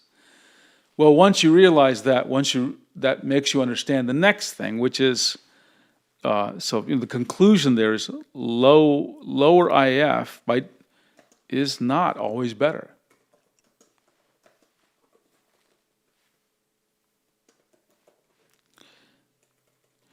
I'm not saying it's bad. I'm just saying in some cases it's actually not better for you, because sometimes you want a higher IAF, right? And how low do we need, right? I really believe we're probably, I'm going to say sort of like the how can I say this? The maximum of the minimum, right, is like, I'm going to guess, this is my guess, okay? You only need at minimum, I'll write it in the negative. You don't need IAF less than or equal to 0.5 gram. Like, it's not helpful for you, okay? So I'm curious if people have thoughts about this statement. Let's take a look at chat. Art says, I can feel some precision error in my... you're talking about the position, is that correct? Or pressure, Arch? Cube says, it's worth noting if you have to change pressure curves, it can be annoying if you use multiple different pens. Yes, absolutely. And I wish it was more... with Wacom, they have this, what they call it, Cube, they call it Tool ID, where you can link pressure curve with specific pens and maybe even other settings. I effectively added, Art says, I effectively added IF to all my pen curves because I want to be able to set the pen down.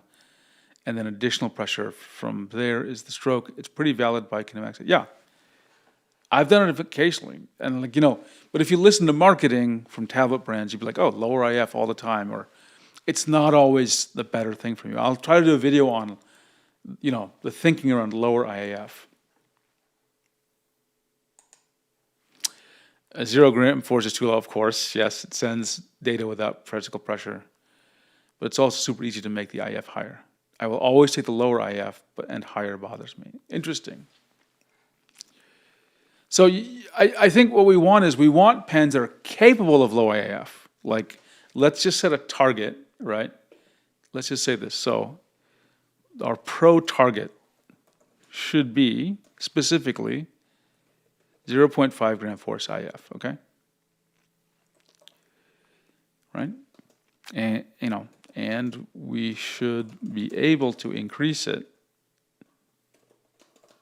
with pressure curve, which is standard now in all tablets, drivers, right?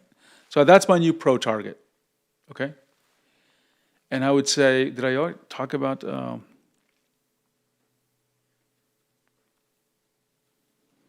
So I'll put this in this top section to be more specific about IAF.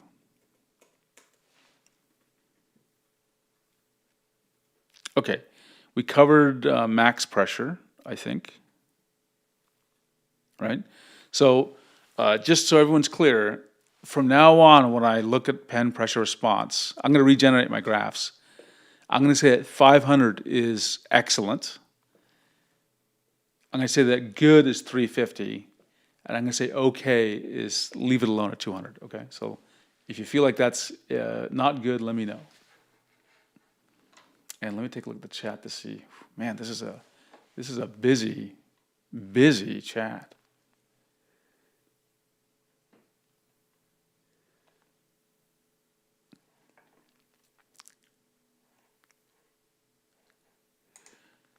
Okay, Arch, my specialty is automotive. For example, all brake pedals, be it road or race car, want about 460 millimeters of travel at the operating load. Even if it's 10 kilogram force or 100 kilograms, pre-travel matters. Is there, Arch, is there an analogy for what you're saying, this pre-travel term for pen pressure? If there is, I'd like you to explore that a bit more. What if, okay, Green Blue Clouds, thanks for joining us. What if there was a way to assign a deactivation force? I recall analog keyboard wooting having drivers that allowed such a thing. I am not familiar with deactivation force or things like that. I mean, I vaguely know about this keyboard. I think it's a Hall effect keyboard or something. I'll rely on, I'm sure Cube knows exactly what this is about, so, or can speculate. So Cube, if you can pipe in on that, I'd appreciate it. And Arch was talking about precision error in position. Okay, thank you, Arch, for clarifying. The problem with super low IAF is that lots of users won't increase it because they don't want to miss out on precision.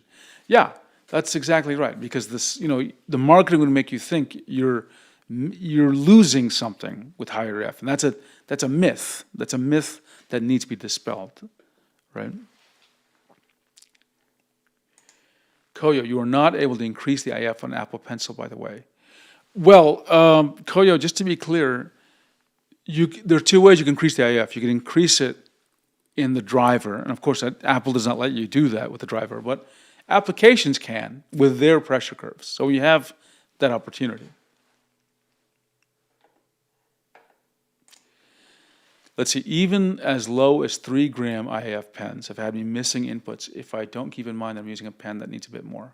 I can see that. I would say personally, 3 grams it dances around my tolerance level. Meaning, I work fine with 3 gram IAF, 3 gram force IAF. However, occasionally, I feel like I missed something. And my baseline for missing something is, do I have a pen? I don't have a pen with me. So I just use my finger. You know, with the pen, you can feel the surface of the tablet. If I can feel the surface, like lightly, like brushing through my fingers on the pen, and there's no stroke, that for me is the pen's not registering correctly, or not enough, not sensitive enough. So, but it doesn't often happen that I feel irritated by it.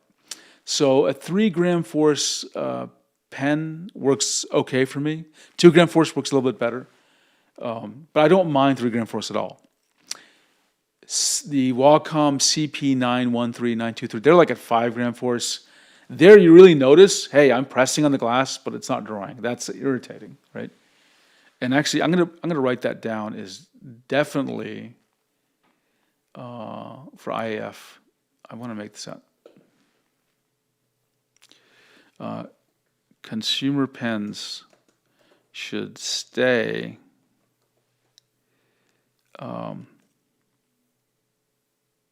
below, I would say they'd have to stay below 4 gram force. I think that's, even 5 gram force I think is probably too much. Okay. A lot of user education needed. Indeed, that's why I have this channel. I'm probably an outlier in IF, Cube says. Most people don't notice even if it's a bit higher. I think most people don't notice, but then also, I think a contributing factor to that is that they don't have the language to notice, if that makes any sense. Like, okay, I am the example here. Let me say it like this. before I started meeting tablet experts like Cube and other people on his Discord and then on my Discord, I thought I knew a lot about tablets, okay? And I thought I had sophisticated opinions on how they worked. What I realized is first of all, I didn't know how they worked. And number two, because I didn't realize how they worked, I hadn't really dived into these kind of very specific behaviors. And they were just mysterious to me. It's like how people thought about health before they understood that, microbes and, viruses existed, right? They thought all sorts of weird things about why people would get sick. But now that you have a language to talk about health, which includes viruses and bacteria and diet and nutrition, you can talk about things in a more sophisticated way, right? So I think that's part of why people don't talk about it. There's no language for them to use about these things exactly. That's one of the things I hope. I think I can move the bar a little bit with the content I create. I'm hoping that anyway. Let's see, Arch's brake pedal example. The best driver in the world cannot brake accurately if there's no movement in the pedal. In the same way, pens also need a bit of give in some way. Oh, that's really fascinating. You know what this reminds me of? And I can't remember, Arch, I think it was you. We'd always get into this F-35 example, but I'm not going to go to the F-35 example. I'm going to talk about this legendary story about this aircraft, which is the F-16. And I think the joystick. I want to see it in the cockpit, okay? I don't want to see these simulation things. Okay. Let's take a look at this. Oh, look, there's a Falconpedia. Wow. How can I view this image? I want to view the image. Okay.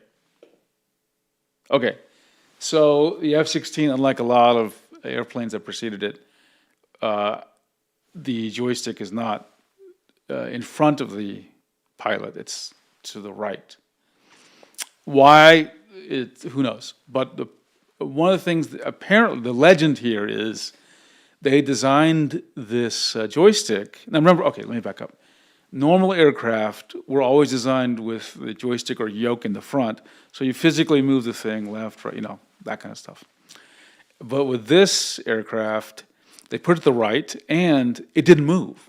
It just rigidly stuck still, and it just sensed how much pressure we're applying. It itself did not move. And apparently this really was quite disturbing for, again, maybe this is apocryphal, but I think the story sounds very plausible. Apparently this was quite disturbing for the pilots, that this thing didn't move at all, because it's quite unlike any other aircraft they ever flew.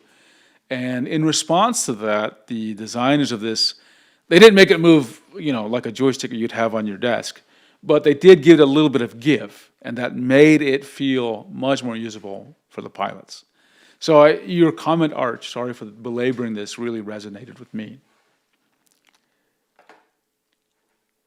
I like the idea of a little bit of give. It's a human factors kind of thing that we have to take into account. Okay, let me hydrate.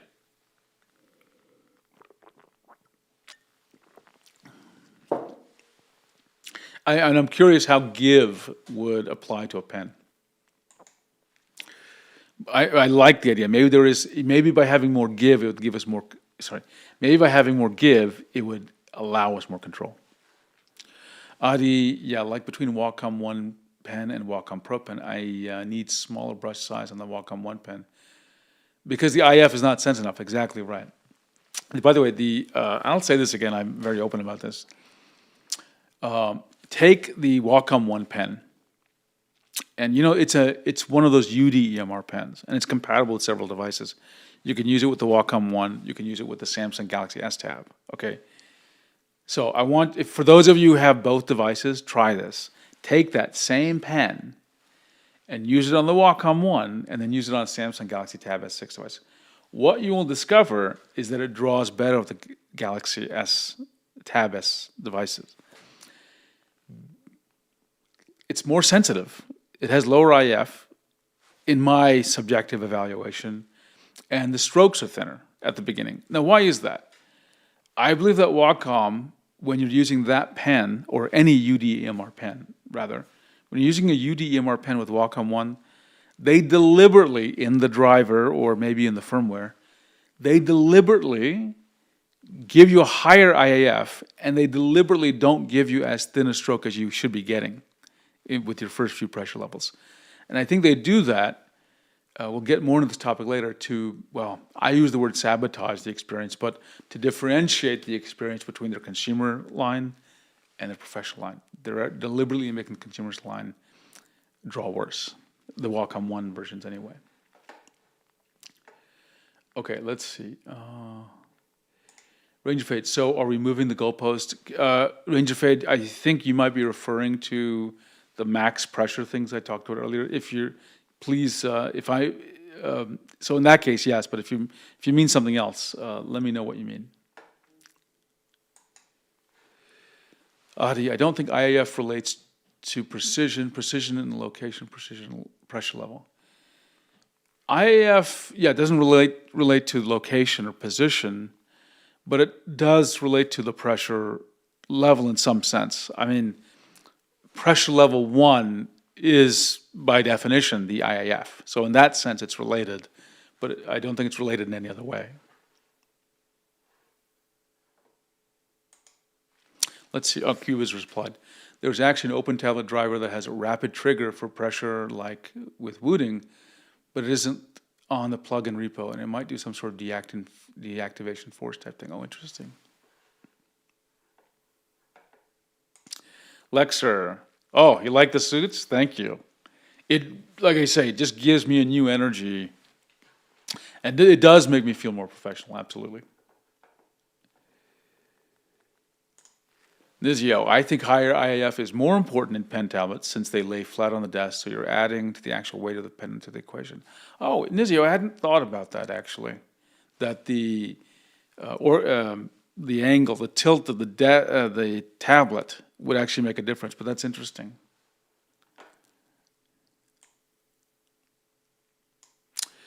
Language is important, but sometimes having more ideas in terms can confuse people. Yeah, that's a fair point, Arch.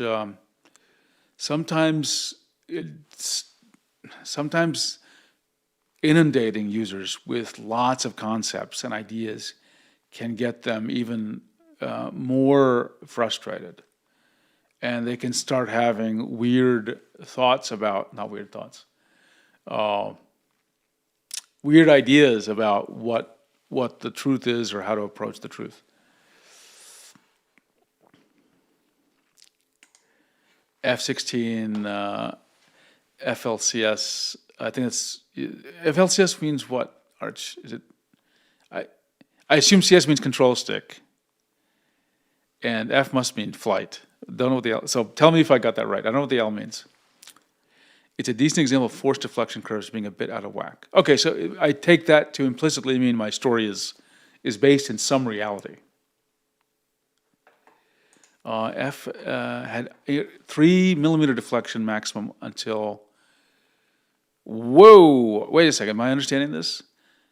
It deflected only 3 millimeters until like 17-pound force, which is a lot,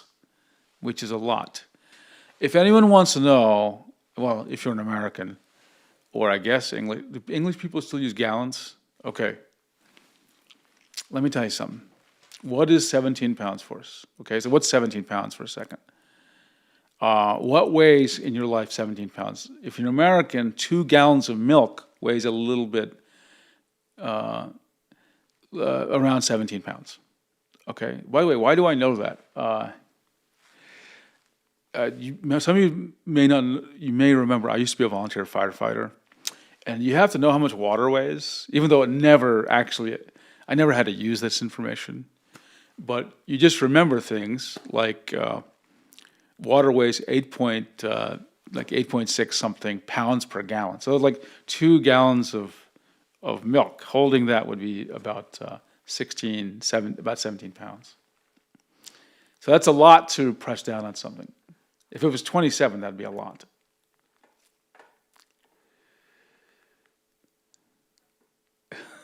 Sell us a tablet, funny man. I'm a used tablet salesman.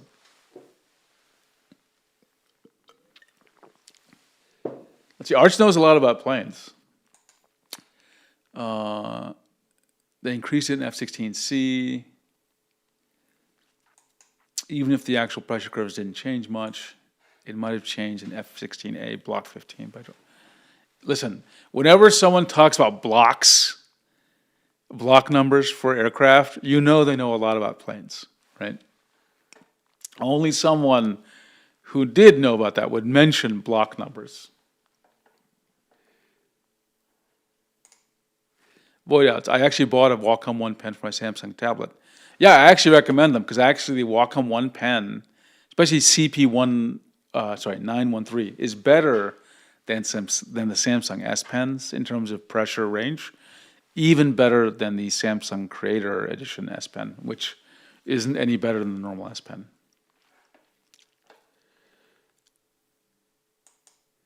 Rough numbers, 25 pounds force and pitch and 17 pounds for roll, but don't quote me on it. Wow, 25 pounds in pitch was crazy.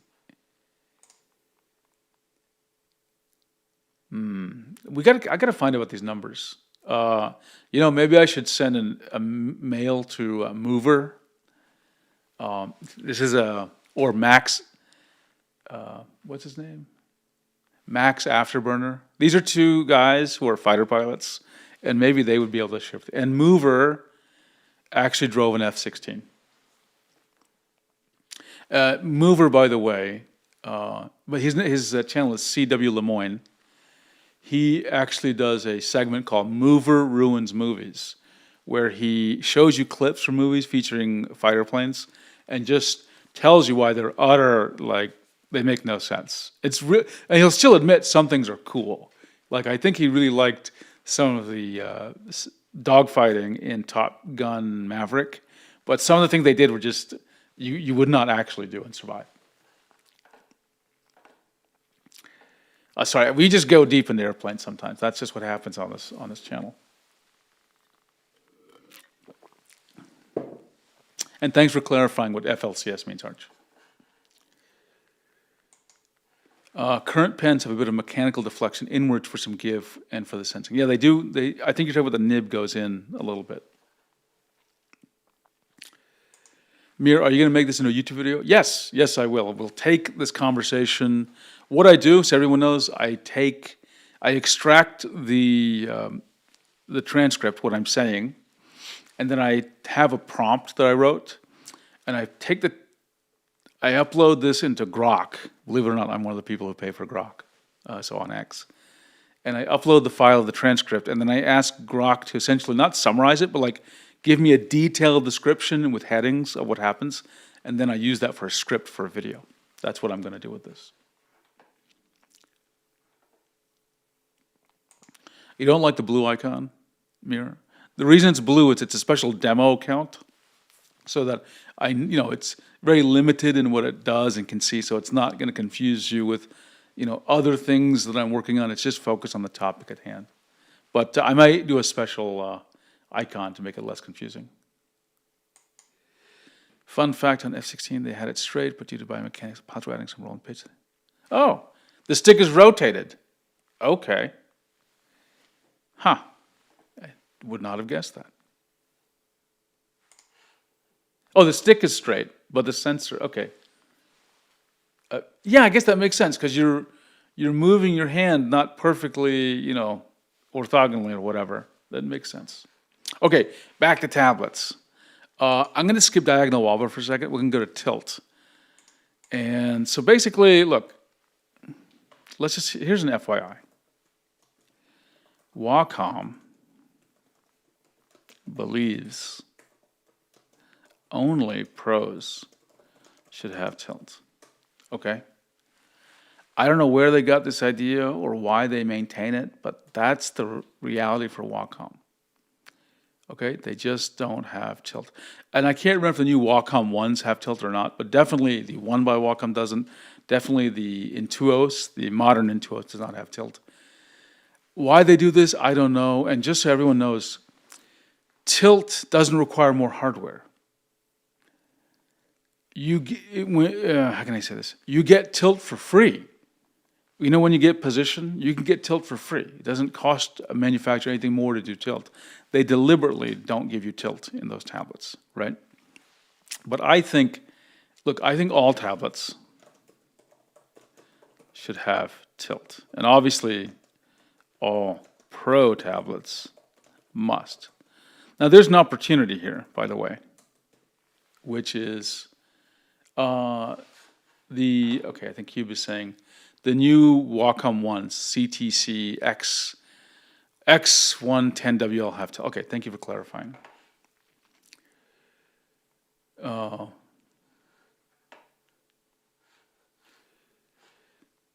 Arch, we're going to talk about that lean angle. People don't like it. I always wondered about it. It always seemed a little bit weird to me, to be honest, to be leaning back like that. Oh, I see. It's causing neck injuries. I totally believe it. So the opportunity, so actually one more thing I wanted to say about tilt here, which I just recently discovered. You know how they say tilt goes from -60 to +60 degrees? You know, let's say plus minus 60 degrees. By the way, that number hasn't changed in decades, literally decades. That number hasn't changed. I don't think it needs to change, okay? However, what I discovered, you know, I have implemented a test application, WinTab Painter. And Cube has hit it right on the nail here. I wonder if tilt levels will ever become a thing because they currently do 1 level per degree. Yeah, and that's exactly where it's going. There's only 128 levels of tilt, right? So today, about 120, I'll just put about 120 levels of tilt. Now the WinTab API lets them, at least with the, you know, it returns a float value. So it could be intermediate values, but you only get 120. So I'm like, I would say maybe, you know, maybe Pro tablets should have, you know, 1K levels of tilt. That would be a valid thing to do.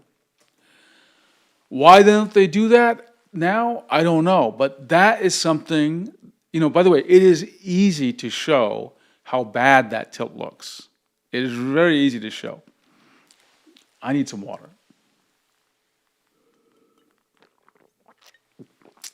I think, you know, yeah, it should just be 1,000 at least, right?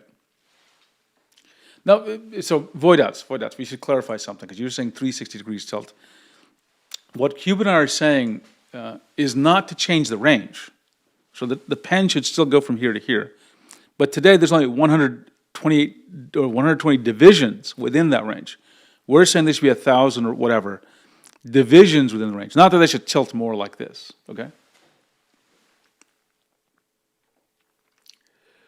Holy, some tablets actually use 360 degrees? Wow, okay, well, I mean, I guess if they're detecting it on the digitizer, that's wild. Which tablet does that, Cube? Oh yeah, of course, removing the shielding. Yes, yes. Of course, it would be confused about what's going on. That's why they have the shielding. Okay, just some cheap ones don't have the shielding. I'm going to test out maybe some cheap ones. I ordered an Huion H640p. I wonder if it has any shielding. I'm very curious about that. Okay, so that's an opportunity. I think all Pro tablets should have that, and I think all consumer tablets should have that, by the way. Digitized resolution. Okay, so today, what do we see? Today, so tablets say, what do they say? They say 5080 LPI, which is equivalent to 200 LP millimeter. Okay, lines per millimeter.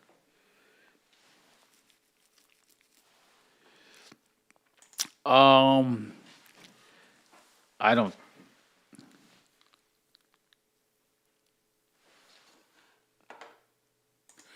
Oh, I see. They don't report the pen is like this. They just accept the value. Okay, I think I understand. Artisol, okay.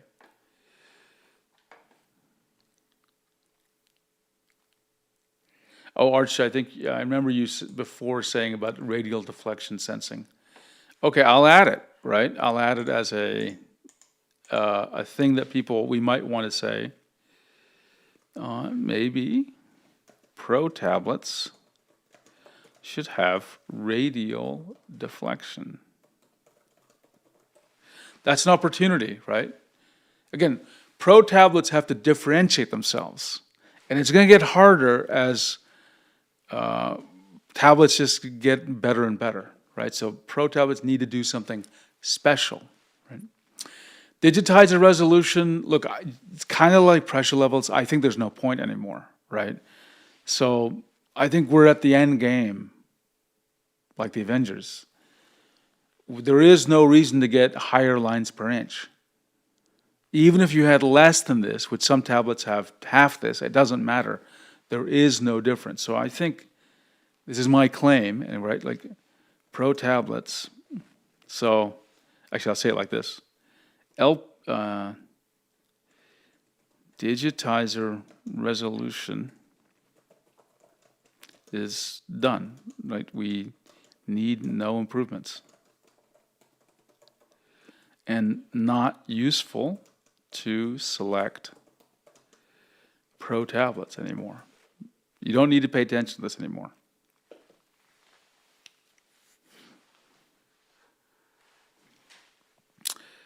Okay, size. This is a tough one. I'll just list out some sizes here, and let's see if we can come to a conclusion, okay? 22, 24, 27, 32. Okay, let's start with the easy things, okay? And these are, let's do pen displays first, okay?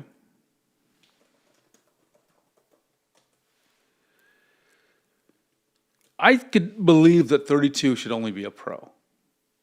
I could believe that 27 should be only a Pro. This is a pen display.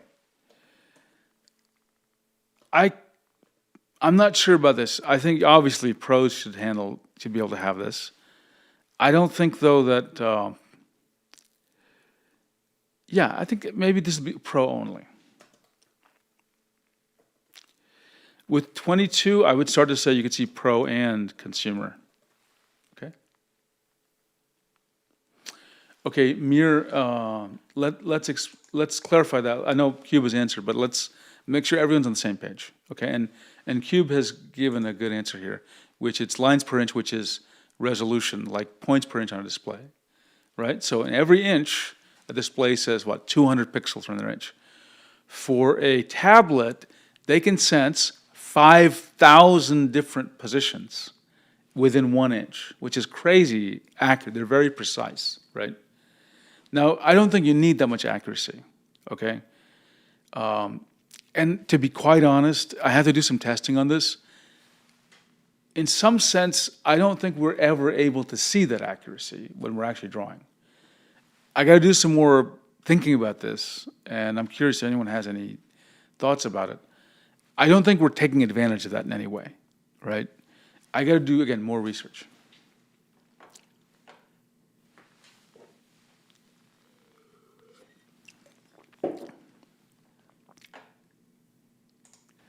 Arch, when you call your tablet 16, don't make the screen 15.16. Yeah, this is the world we're in.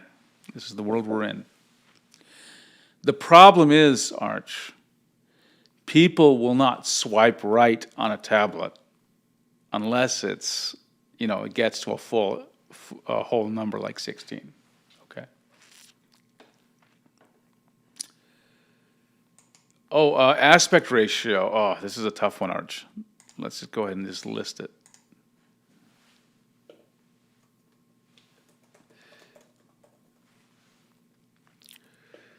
By the way, it took me a while to figure out that was Cube, but then I realized only one person would know these things about tablets. I'm like, okay, it's got to be Cube. I just was confused at first because it wasn't his normal avatar. So, but now I know. Let's continue back to size, right? Oops. So I would say 19 would apply to both. I would say 16 applies to both. And now the question is, I think we all agree that, or at least most of us do, that 13 is definitely a consumer size. Now the question is, does it make sense to have a Pro 13-inch tablet? I think it does. I think it does. It would be a weird gap, I think, if it didn't have an equivalent. I'm not saying everything has to have a Pro and consumer 13-inch. I'm just saying, all I'm saying is I could believe you could segment consumer to within this range, 13-inch to 22, and then Pro only gets, Pro are the ones that go beyond 22, right? That's what I would say, right? At least in terms of pen display size. Let's see, Cube says, I'm undercover on YouTube mostly. I do have a Cube account. Oh, you actually have a separate account, okay. He's sneaking around. Okay, let's add 10-inch. That's a good point, Adi. 10-inch, I think, is consumer only. I never recommend 10-inch. It's way too small.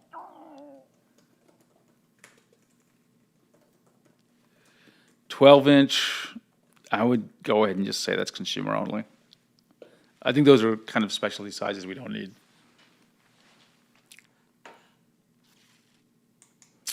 Mirror, I've learned a lot since 7 came along. Thank you, I appreciate that, I really do. Yeah, and it's because of this audience that I end up learning about tablets. Remember, I'm just someone who's very curious. I don't consider myself, per se an expert. And it's people like Cube and others who have taught me a lot.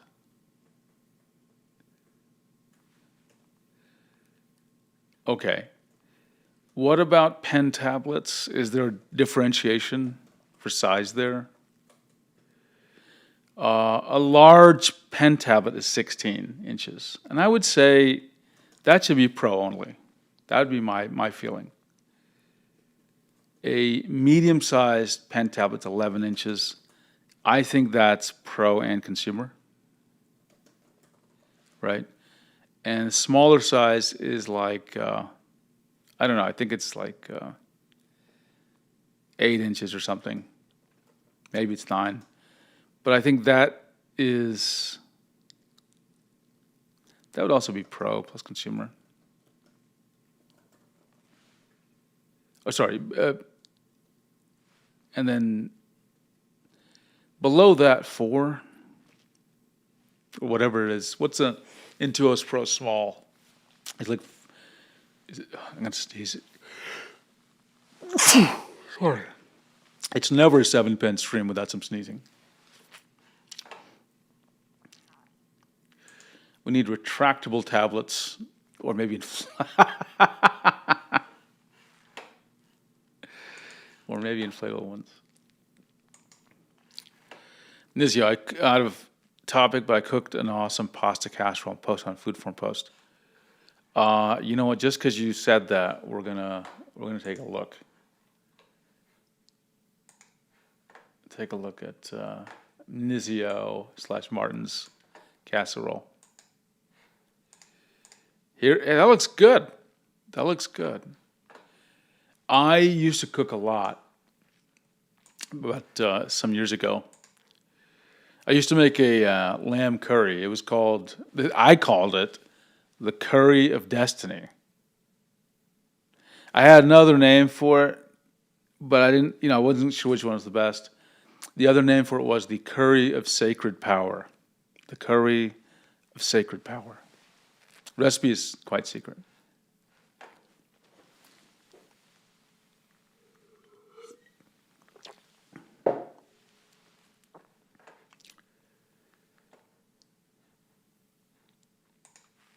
Let's see. If I say stuff as Cube, I often can't be a random person, especially knows who stuff. So many people know my name.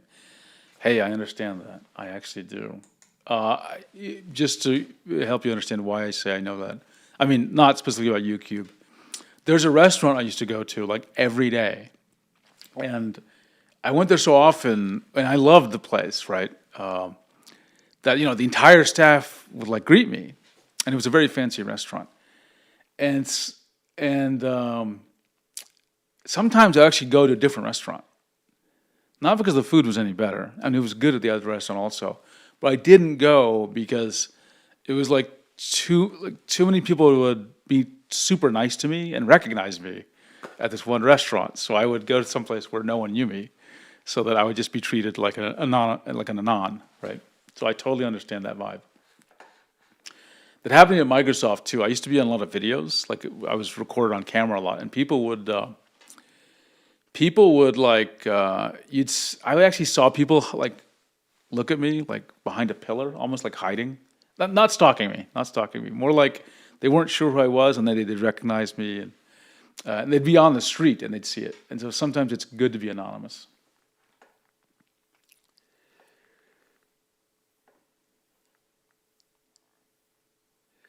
Let's see. Okay. Nizio/Martin. I would say that 16-inch display tablet is the larger end of a small category. 18 would be the lower end of medium. 22 is the larger end of medium. 24 bigger. 24 is large. I think 22 is large because it feels more like 24 than like a 19. 16, yeah. I think 16 does feel a little small, right?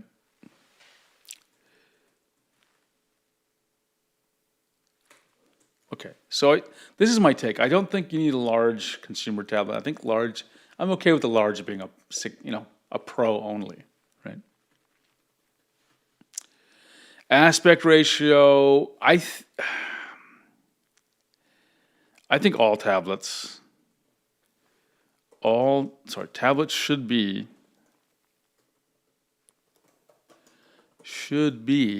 16 by 9. Right. I don't. Now, this is a question? Is there a case for a ultra wide tablet?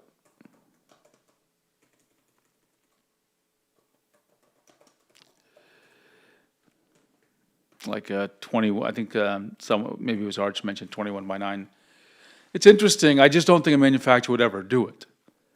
Like if there was a tablet like that, it would be a Pro tablet. But I just don't think anyone would ever do it because the market for that is pretty small, I think.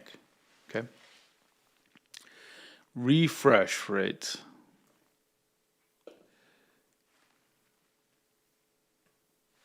Let's see, Cube is telling us. Okay, this word, which I don't know how to pronounce, means something like soft and fluffy. Thank you for clarifying. So obviously the minimum, consumer, 60 hertz. Pro, this is, okay, today I will say 60 to 120 hertz. Future, yeah, 120 hertz. That should be a reasonable, I think so. If someone disagrees, I'd love to know why, or just that you disagree.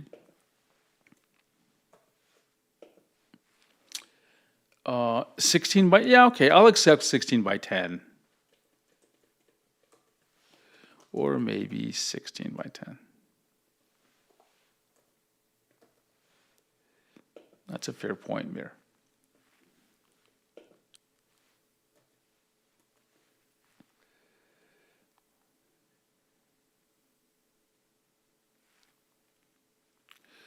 Okay, color gamuts. I'm not a color gamut guy. Actually, before we get to color, I'll just write in brightness as well. We'll get that later. Color gamuts. Someone who knows color gamuts gonna have to tell me. So, but here's what I think.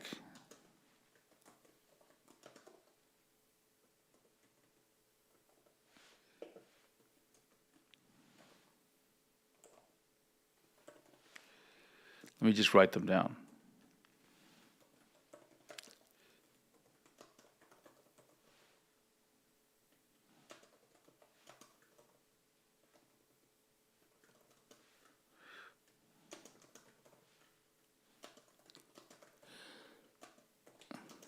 I think that's what it should be. I think that's what we're seeing, actually.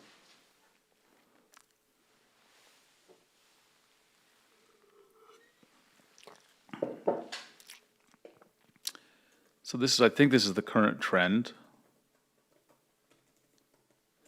And I think this would go into the future as well.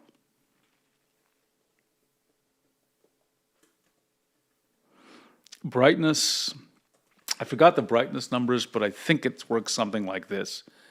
I think 200 nits is consumer, and then 300 plus is pro. My thinking here is the following, which may not be correct, but I'm curious on your opinion about it.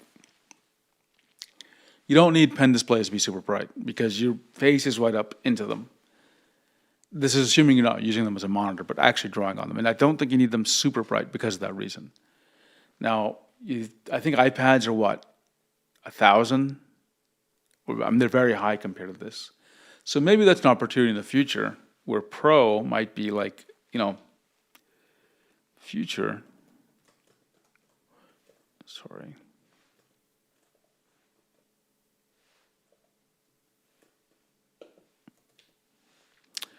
Pro, maybe, I don't know, let's make up a number, 1,000 nits. That would be a good segmentation, right?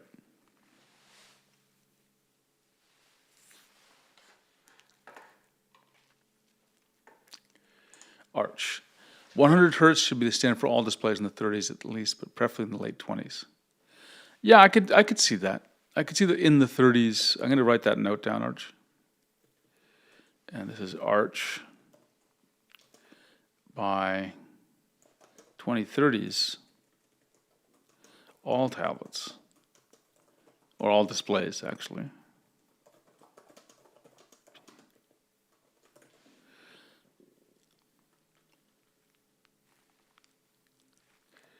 What about display panel? I think what we see now is that consumer is LCD and OLED is Pro. I mean, there's only 2 OLED pen displays out there. I think in the future, I'll go ahead and just say 2030, okay? All Pro might be OLED.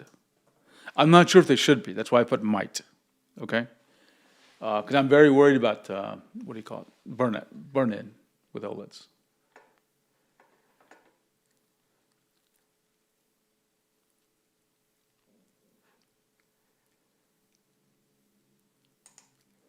Printing industry pros actually use less than 200 nits. Interesting. Is there a reason for that, Goyo? It depends a lot on how much brightness is needed. Mira, I like my screen less bright. I draw in the dark. Same with me. A very dark room, like this, what you're seeing here, is way not the way I normally work. I work in a cave, okay? And I don't keep, it's irritating to have something that's really bright. Koyo says, I calibrated all my displays to about 100 to 120 nits. Interesting. I'd have to check what, my Wacom tends to be brighter on their pen displays. I tend to use them at 50% because of the first issue I mentioned about I don't want it too bright in a dark room. And second, the Cintiq Pros have fans, right?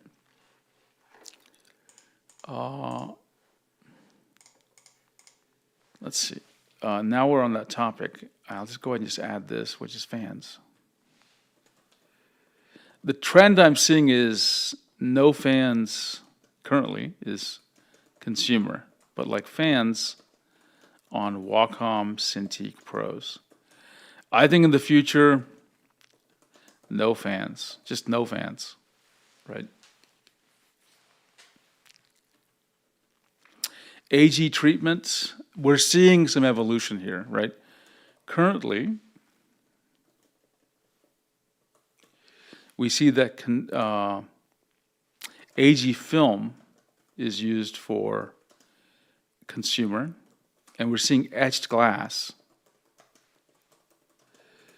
for pros, right? And I think in the future, again, we're seeing transitions here. It's just etched glass for everything.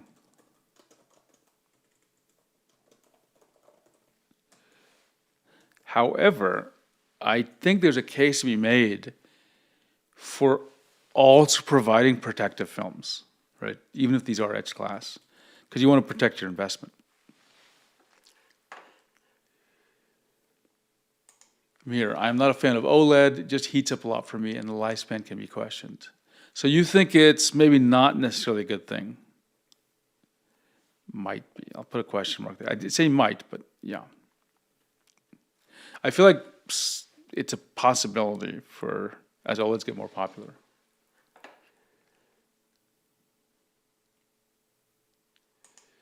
Tablets will evolve to have no fans when components become mostly thermals, efficient, mostly thermals. I think fans will be installed when they start pushing a lot of power again. OLED requires a lot of power, Arch, compared to an LCD. I'm not familiar. I have OLEDs, but I don't keep track of the power. Single cable connectivity for large pen displays. That would actually be good, but it's hard, right? Because these larger pen displays require more power. And lots of pro pen displays today support single cable connectivity as long as you get enough power to them. By the way, for OLEDs, I don't care about OLEDs, to be quite honest, right? I think manufacturers care about it more than I do, and more than a lot of people do. AG Sparkle, we're seeing a transition. It's starting, it's basically starting to get low. So basically, all tablets should have low AG Sparkle. And Pro tablets should have almost invisible AG Sparkle. Good example like the iPad. iPad has an anti-reflective coating, and if you zoom in on it with a microscope even, you can't really see any sparkle whatsoever. So I would love to be able to get to that level. Wacom already leads the industry in low anti-glare sparkle in Cintiq Pros, so that's something I'll be checking when I get my hands on the new Cintiqs they just announced. That's a Cube says, I wonder how high they can push USB-C power. There has to be a limit somewhere. Yeah, I'm not sure what drives it. I mean, I always thought the limit was how much is coming from the computer itself. Most desktops don't seem to have very powerful USB-C ports, even if they're Thunderbolt.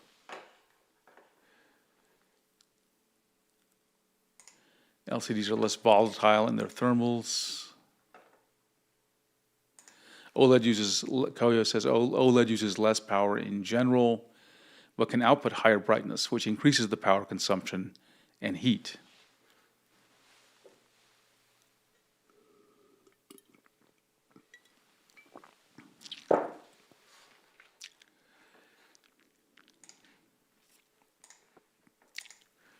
And, okay, so let's now get into touch.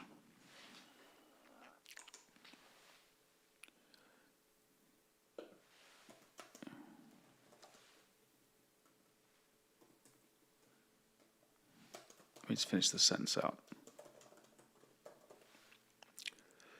Touch, I think touch is okay, my initial thinking is this, right, is that no touch should be a consumer thing. And then touch should be this is my starting position, okay? Should be a pro thing. However, in the future, to be quite honest, let's just say touch for everything. And this belief is because so many people use iPads and devices that work well with touch. You would want that to be true, right? You would want this capability in your tablets.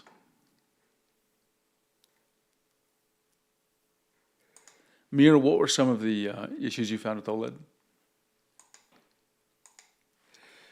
OLEDs and LCDs are pale in comparison to CRTs. No, you don't. We don't want to return to that world. I lived in that world. It was, I mean, they looked great, but come on. They're just too big. And they're noisy. And they are, I don't want to go back to CRTs. Yeah, I think Cube has a good point here. Touch, if implemented well, seems intuitive for something your hand is so close to already with a pen on it. And that happens to me a lot. I think the iPad and these other devices, my phones, have trained me because this thing is right up in front of me. It's like I just touch it, expecting to be able to pan the window. When it doesn't happen, it's a great disappointment. It's a really great disappointment. Wireless, I think it's okay for wired only to be consumer, right? And for wired plus wireless to be a pro. I think that's fair. In the future, maybe everything should be wireless, but I think this is a reasonable balance. I'm going to skip accessory remotes because we'll come back to accessories.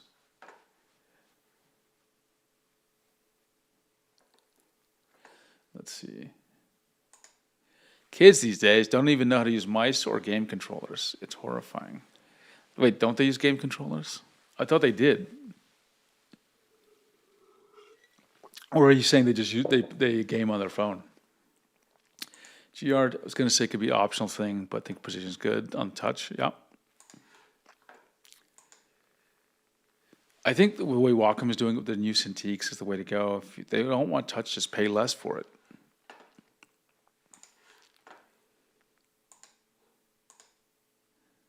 Art says he hates touch, but he has used it sometimes on his Canvas 16. Yeah, I don't use it all the time, but when it's useful, it's really useful. I mean, when you have touch, you should always have a button that turns it on or off, right? Wireless seems to be more so, I think, for portability, and Pro stuff is not portable. Cube, then, do you think wireless should be a consumer feature? I mean, I think that's reasonable, actually, right? As a future state. Most people, young kids, seem to mostly game on their phone or tablet. Speaking of that, do I have a skateboard here? I want to put a skateboard on my shoulder and put a cap on backwards and say, "Hello, fellow kids," because I recently started playing a game, and it's pretty good. Let me tell you about it. It's called Subway Surfers. Yeah, and it's like this little guy is like running on 3 different tracks of a subway. It is so much fun. I guess it's a new game. I'm not sure, but you got to check it out. It's really fun. Subway Surfers.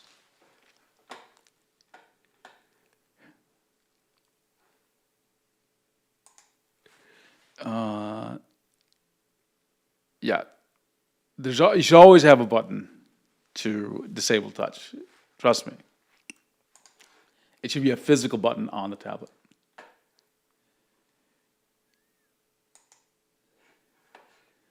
Emulation consoles are slowly becoming big every day. I want to get like a MAME arcade machine so I can play Street Fighter.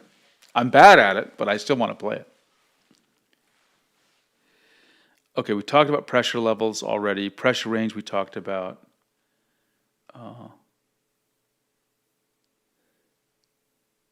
Okay, so let me qualify my wireless then comment.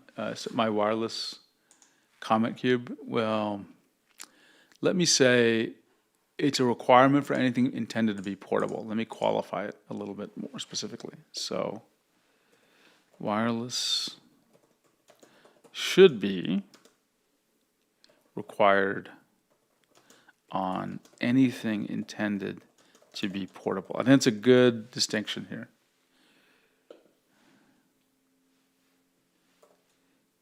And yeah. Eraser, I think it's okay with no eraser being consumer. And having an eraser being a pro feature. That's a good differentiation, right? On pro. Pen buttons, well, you have to have them on both. There's no doubt about that. Oh, actually, you know what? Yeah, buttons, for both pro plus consumer. But get this, buttons and No buttons. Should be a pro feature. What does that mean? The Wacom Pro Pen 3 lets you have no buttons. I used to think that was a crazy idea, but now I kind of like the idea because the past few years I feel like I'm accidentally hitting buttons. So I'm digging this idea. Okay, give me 1 second. Let me just check something. Okay, perfect.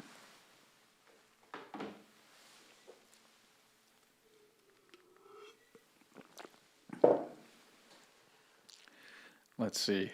I think people like my Subway Surfers comment.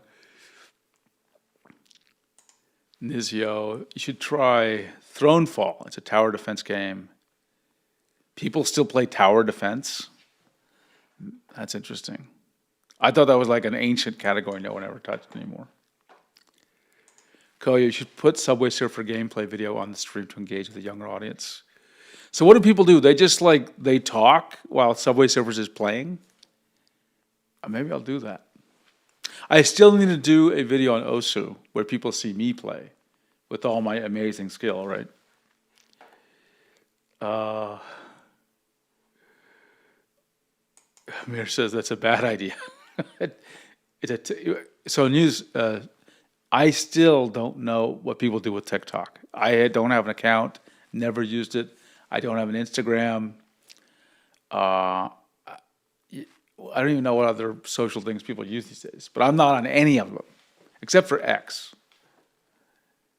or Twitter, whatever you want to call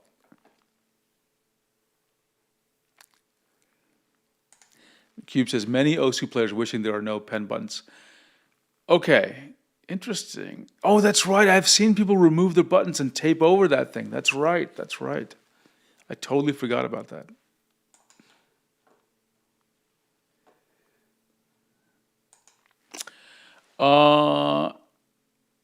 Speaking of Osu, what's the seventh thing about the Osu tablet? Is this the new one that Wacom announced that they haven't revealed yet? Or has it been released? I think the fear, you should tell me and then I'll react to it.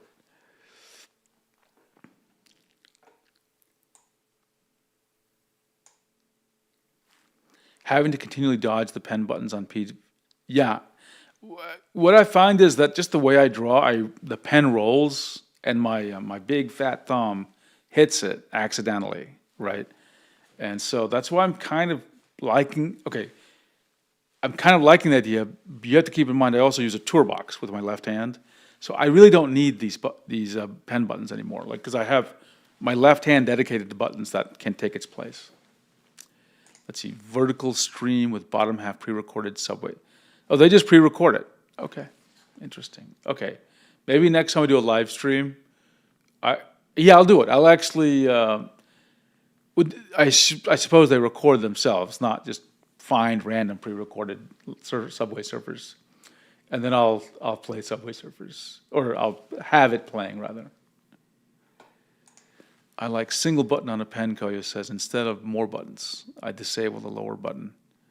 Did you disable the lower button because it's easier to, that way you avoid accidentally hitting? The Osu intro tablet is the same as the XP Pen Deco Fun and Performance. Oh, okay. Interesting. So not great is what I'm hearing. TikTok is Twitter videos, except you can scroll and get a new video and end scrolling. Oh, so it's kind of addictive. The pro version of the Osu tablet's not out yet. And correct me if I'm wrong, Cube, the pro version is from Wacom, is that correct?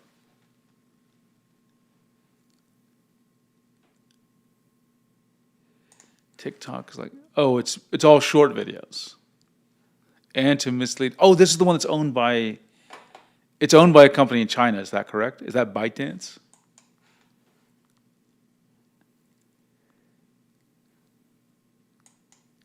Each scroll gives you a dopamine rush. Don't recommend. Okay, I'll avoid it.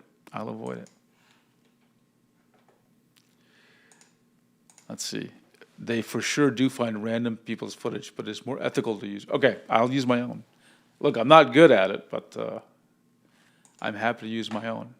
Okay, barrel rotation. Barrel rotation. This is not a consumer feature, right? So, no barrel rotation. I'll just write it differently. I'll make it simpler. This is a pro-only feature.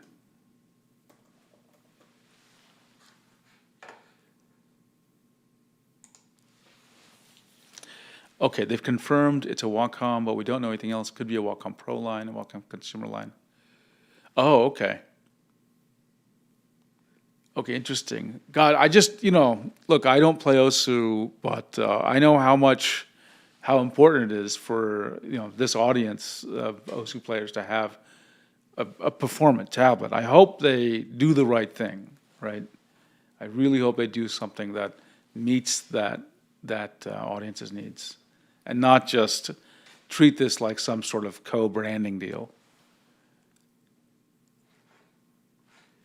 Okay, so I think barrel rotation is a pro-only feature, but also I think all Pro tablets should support barrel rotation. Don't get me wrong, I don't use barrel rotation, but I know some people love it and need it, and it's another easy, maybe, way of distinguishing a Pro from a non-Pro tablet.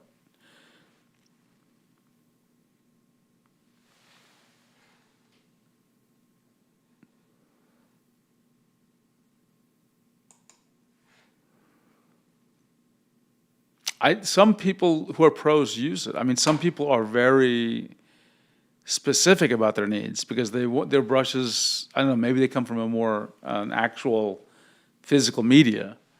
I don't know what kind of brushes require it, right? Okay, Mir's clarifying something. TikTok is owned by a Singaporean, not Chinese. Chinese TikTok is a thing. Wait, okay, I'm confused. I thought TikTok was owned by ByteDance, and ByteDance was a company in China. But I think you're saying someone who is Singaporean. Okay. Do I think the Art Pen being supported on Wacom tablets counts? It's a whole extra accessory, or should it come out of the box? That's a fascinating question. Let's try to. Let me see if I can come up with my thinking on this. Okay, I'll say this in the future. Right?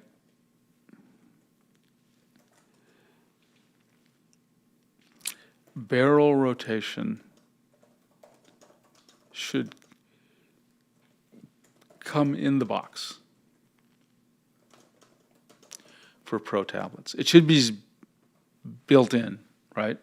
i.e., all Pro pens should have barrel rotation. Now, how one technically implements it, I don't know. I have no clue if it's even possible, right? But it should be, right? We see that with the Art Pen. Wacom needs to reestablish a Pro Pen 4 to give it, in other words, Wacom needs a Pro Pen 4, right?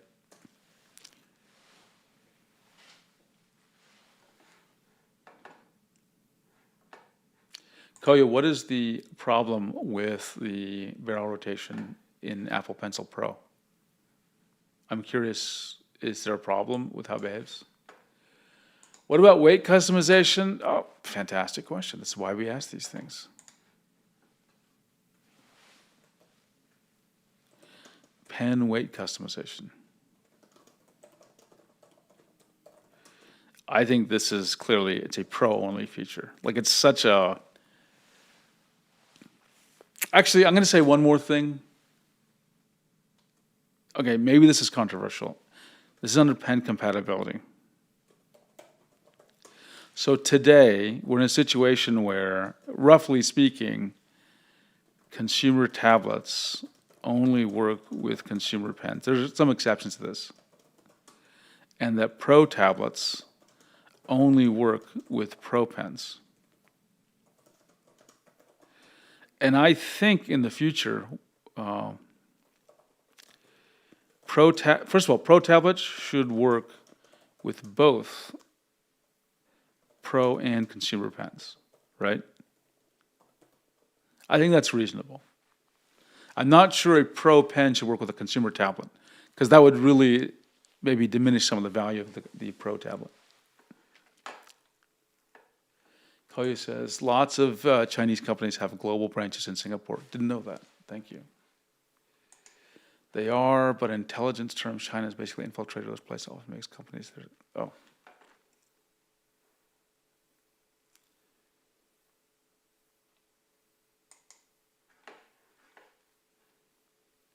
Wacom already rolled KP505 into the Pro Pen 3, so maybe they'll do barrel rotation eventually.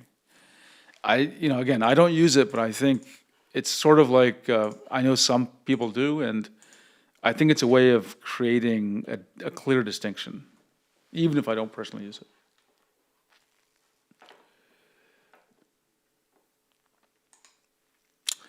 Arch, I am expecting that's what will happen with pens, honestly. Apple Pencil Pro, Koyo is saying Apple Pencil Pro has worse tilt than the Pencil 2. Okay, maybe after the stream or tomorrow let's bring it up on the Discord. I'd love to chat about this. I don't use the Apple Pencil Pro enough, and I'm not a tilt user that often that I picked up on that.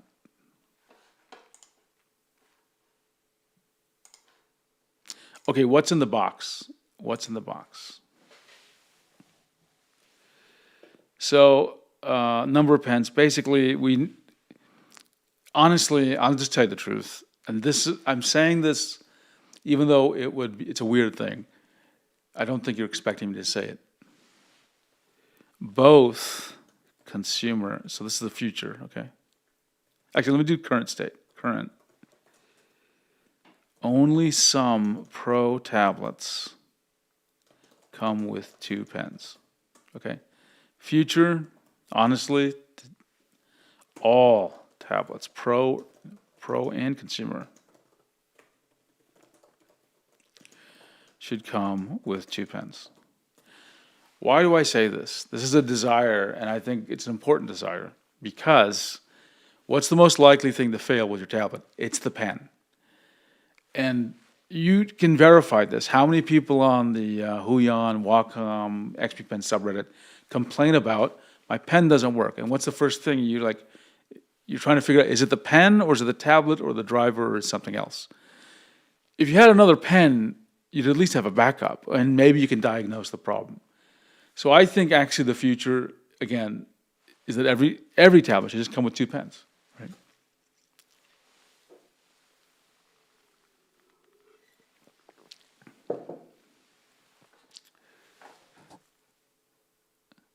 Let's see, comments. Yeah, SenseLabs does throw in a lot. They have a lot of cables. Like the Pen Display 16 I bought there's 2 versions of it, but like the ultimate version, whatever they called it, has it's like a box just filled with cables, different ways to connect. They want to make sure there's no, I talked to the head of product for it, and he's like, we just want to make sure when you open up the box, like you're not hunting for something or you have to buy something, like everything you need is in the box.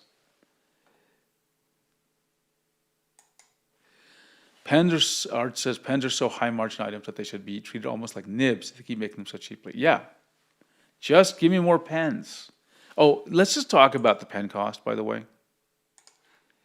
Honestly.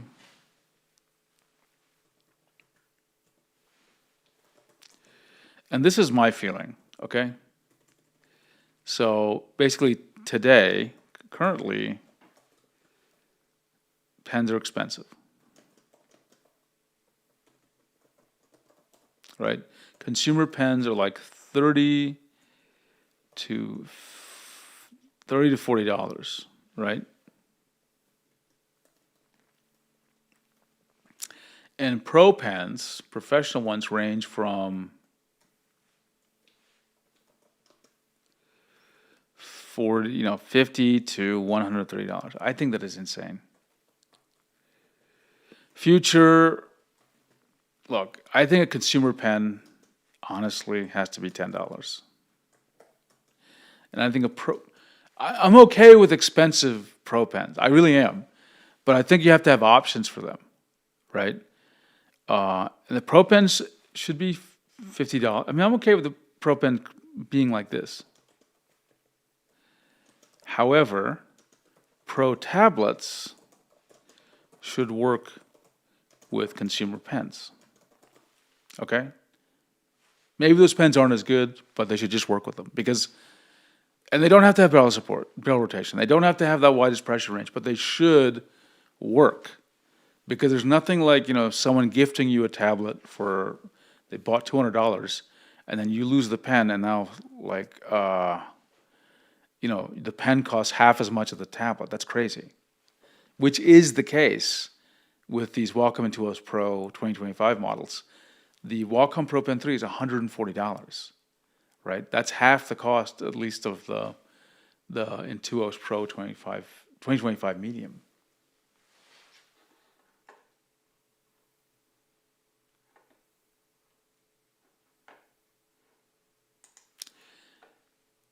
Nibs should be treated like little bits of plastic. They are not like Wacom selling $1 each. I'm curious about nib cost. Is nib cost a big issue for some of you?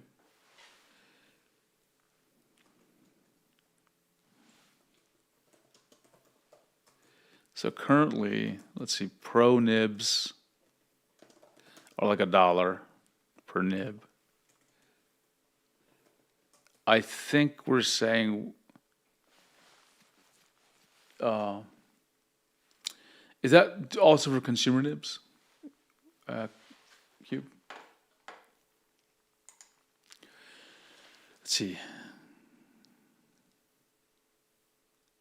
Stand should be included. Yeah, I think that's fair. Let's say stand should be included. Often not included today. Not even for either Pro, right? For both Pro and non-Pro. I think it's fair to say in the future that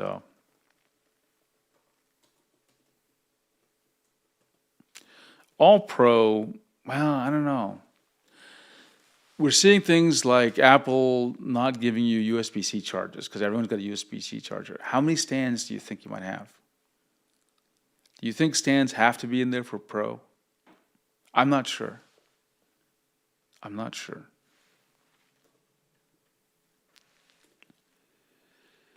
Gloves, yeah, I mean, I don't think I have a specific opinion. Yeah, it's okay. Meaning, nice to have. That's my opinion. Nikhil says, during my college days, pens were not available to buy separately, so I had to buy a whole tablet. Wow. I have done that because I needed a pen for an old tablet, but not just kind of a modern tablet. I think there should be a 50 in the bottom. Okay, there we go. I'll add that to my nib section. What we want is the future. Let's say 50 in the box. That's reasonable. If you're going to pay $200 something for a tablet, I feel like 50 little bits of plastic is okay. Okay. Currently, you get what? 5 in the box. Maybe 10. 50 is not out of the range of possibility. Warranty. Wacom used to say you had a lifetime warranty for Pro tablets. Do they say anything now? It's a question mark. Let me take a look at some of these other things. We've got swag, stickers, customizability, drivers. Let's get to some of these bigger items and then come back if we want to these things. Let me just take a quick look at some of these other things. Yeah, so warranty, what are we seeing for warranties these days? That's a good point. We do see a lot of people talking about the AliExpress nibs, right? It is affecting people, for sure. Arch is very light on the pen. Yeah, to be honest, I've used tablets for 30 years. I have literally replaced nibs like a handful of times, right? And I just don't draw super heavy. By the way, the tablets I replaced the nibs on are all Intuos Pro tablets, the 2017 models.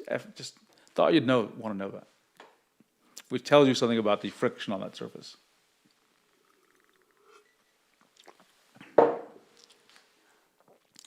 Mira, thanks for joining us. That was awesome to have you on the stream, man.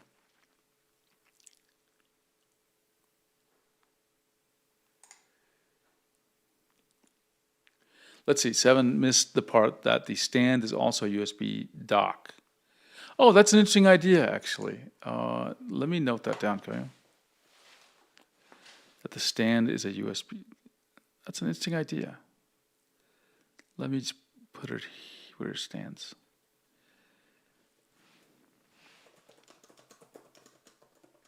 I mean, if there's going to be something behind the tablet anyway that needs to hold it, might as well make it more interesting to use, right? Warranty / support. Let's try this. Let's merge these. I don't know what today's status is, but I think we want that Pro tablets have a 10-year lifespan for, backed up by warranty and customer support and driver updates.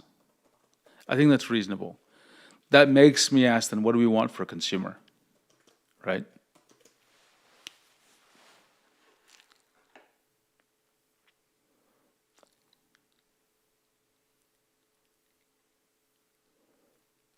Let's talk about that with a nib dimension being standardized.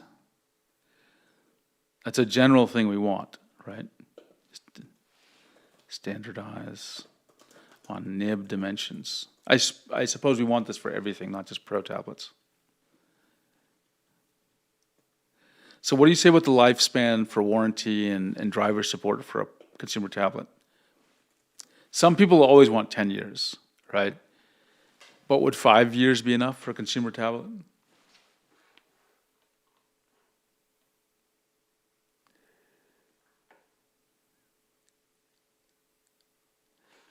Should include some felt nibs. Yeah, should always include felt nibs. I would agree with that. Let me write that down. Should always include felt nibs. That's fair.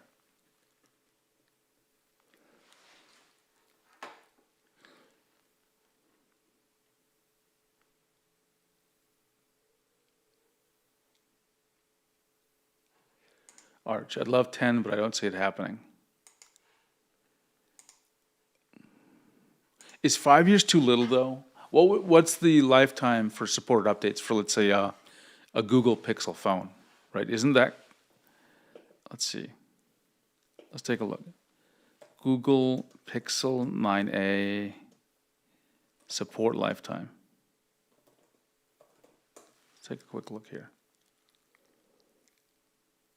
7 years. 7. Okay, I'm going to make a change then. I'm going to make a change. Let's get back into the OneNote. I think 5 is too short, to be quite honest, right? I'm going to say 7 years. 7 and 10 are close, though. So for Pro,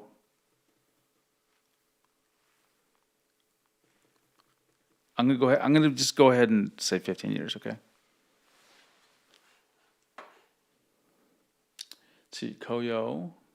Actually, before we get to Koyo, including more types of pens nibs is potentially a gain for companies because more people try out the things, maybe end up buying. Yeah, give them a taste of these things, right? And maybe they will end up buying more things.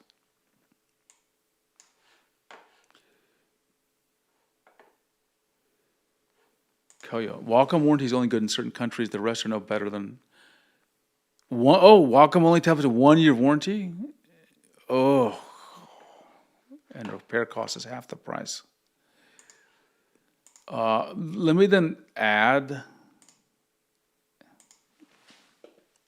I mean, I guess this is we might as well say, just in general,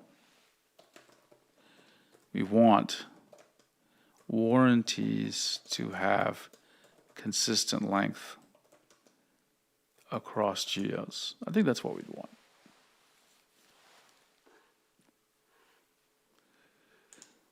I'm not sure if I'm asking too much for 15 and 7, but I feel like it, at least it's a line in the sand, right?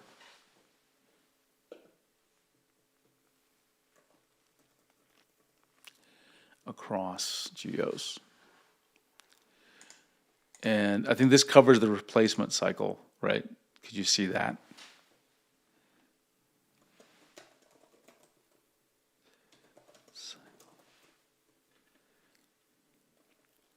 Swag, yeah. Frankly, I think all tablets should have swag. Customizability, I'm not sure what I meant by that.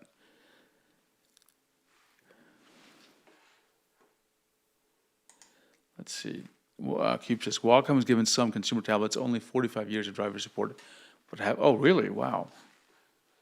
I feel like 4 to 5 is just a little too little for a consumer tablet. And I'm basing that on someone getting a tablet just before they get college, and they want to use it just a little bit longer, which would be just over 5 years, maybe 6 years. I don't like the idea of buying tablets and getting rid of them that quickly, 4 years.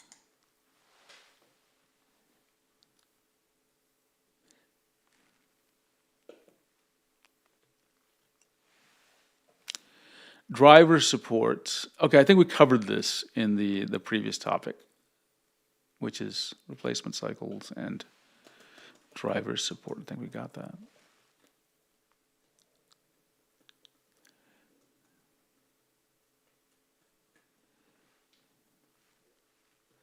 So let's get rid of this.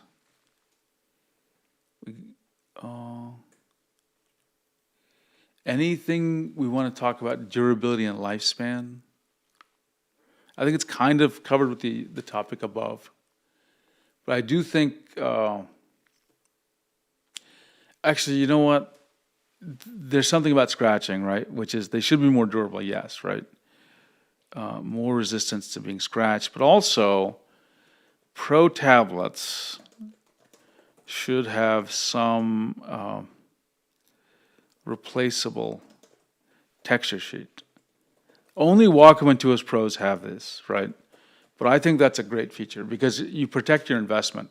When you spent, $500 on a large Intuos Pro and you've scratched it up, which happens, there's got to be a way to protect it, right? Or to replace the sheet.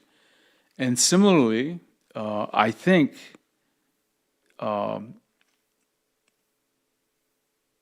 some people have suggested to me that pen displays, Pro ones should actually come with a protective film that you draw on, that you can replace. Because even though it may be it's less convenient and less elegant, I guess, it protects your investment.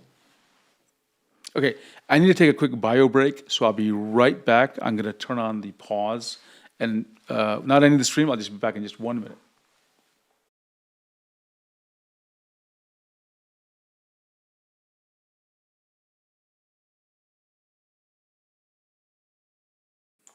Okay. Are we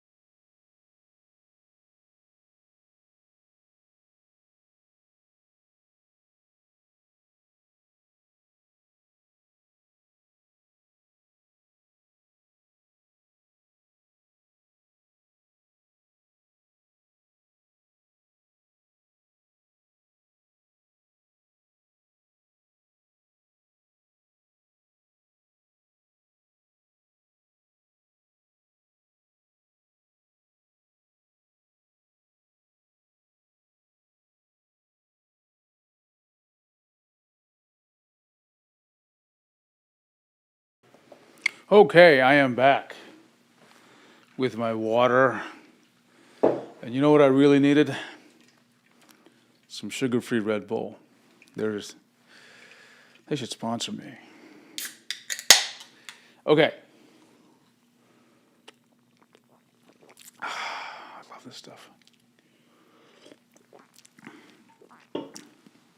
Thank you for your patience. Let's see, but I love this comment from Arch. Only someone who used to work at Microsoft would use terminology like bio break. It's corpo dystopic, but you're going to be stealing it. Good. I remember the first time I heard it at Microsoft, and I just thought, it's such a strange thing to say. Like, we could just say, hey, we need to take a break. How we just take a break? Because before that, people would say exactly that. Let's just take a break, get some coffee, whatever. You don't need to mention bio anything, right? Sugar-free battery acid. Listen, this stuff is nectar of the gods, as far as I'm concerned.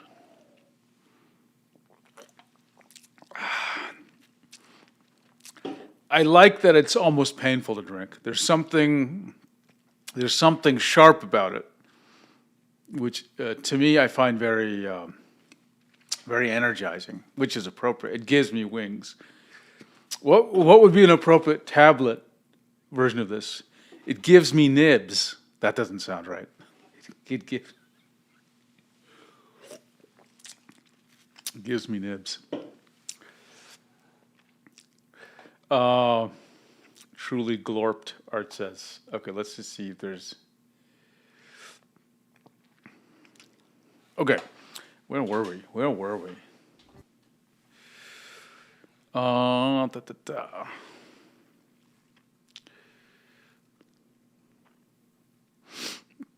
I think we went through a lot, and I'll try to sort of summarize some of the, I mean, we'll just speak some of the things out that I...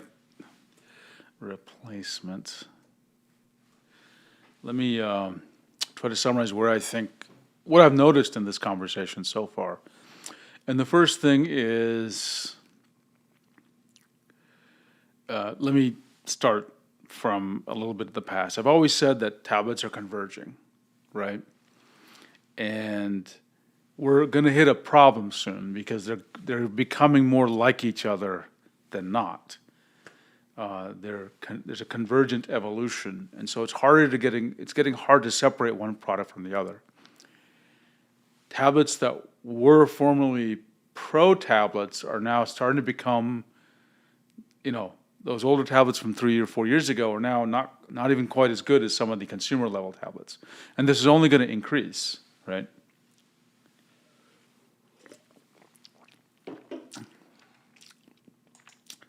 Let's see. I wonder if there's a terminology for when you try to make something softer, more neutered, like in unalived, cease to live, self-delete, but it somehow ends up more grotesque. Yeah, I hate that kind of. It's such a weird. When I hear these phrases, it's so crazy. I can't wait till the New York Times starts using phrases like this. Anyway, sorry. We're entering this convergence. And it's important, I thought, to have this stream to talk about how we start making distinctions again, right? And hopefully we'd give we'd be able to better clarify what we think not only the industry should be doing, but especially how they can provide a distinction between pro and consumer. And I think we've achieved that in some ways, right? What I'll do is before I say what I'm going to do, we can see a whole bunch of things that are problems in general, right? We said that all tablets should have more nibs, right? We didn't even make a distinction between pro and consumer. But we are starting to see some things that we think are probably more pro-aligned, right? So, for example, barrel rotation is a great example. It's conceivable that's a pro feature, right? Because it's not used by everybody. You certainly don't need it as a beginner, et cetera, et cetera. Like when kids came up with the Send to the Shadow Realm. Oh, is that is that actually? I always thought they were quoting something. That's interesting.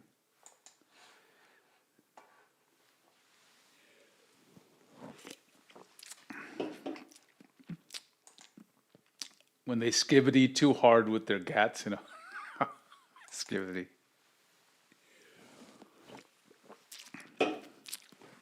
I think I learned some slang the other day watching some video. I'd have to remember what it was. Skivvy was included in the video I saw, but I'm not sure what that's really about. I think people say send it and bet. That's another thing they say bet. Oh, cap. They say cap and no cap. I got to get familiar with these words because they always say there's nothing that shows you're sort of what you're locked into your old ways than the terminology, the lingo you refuse to let go of.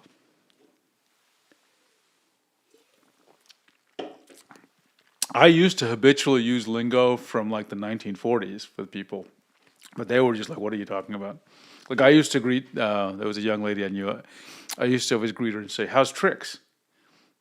And she would give me the strangest look. I'm like, "What are you saying?" I said, "How's tricks?" just means how are you doing? What is up?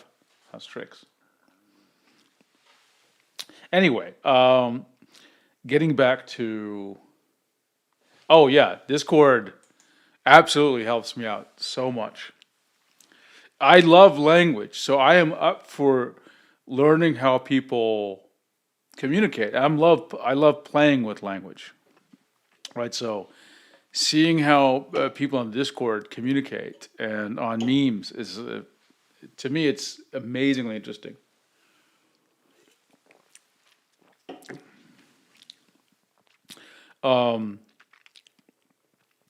So yeah, I think I've got a better sense of now what we expect. And I'll take this summary. Wait, is that the origin of cap? I had no idea. I was wondering where this came from. Oh, real hard gangsters take out a real face with gold faked. But the rapper is just adding cap. Oh, that's fake. I get it. They're not serious. Okay, no cap. Now I know. I wonder which bits of these terminology will linger on, right?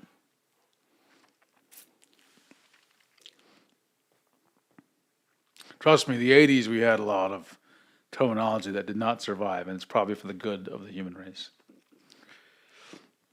Okay, so here's what I'm going to do. I'm going to take the transcript and I'm going to summarize it through with Grok AI, and at least I'll write it up as a doc, and maybe later I'll do a full video on it.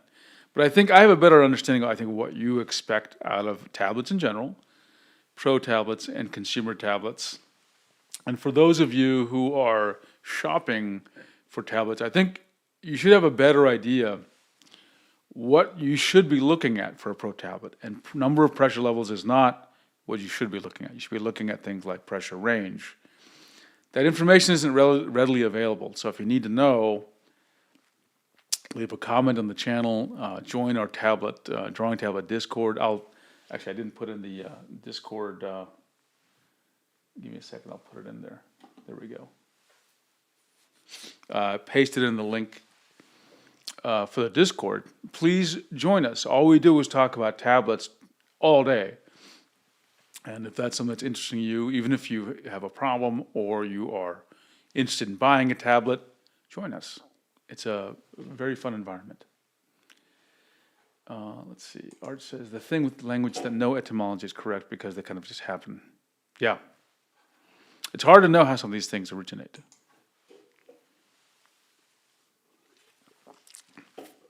Okay. I think we went on for quite a while. So I'm going to wrap up the stream, and as I slowly let it die down, I'll take any questions people have. I just realized I didn't put on the music. I'll leave it off since it's been off the entire stream. But everyone, thanks for your time. This has been a fun session. I always love talking about this topic.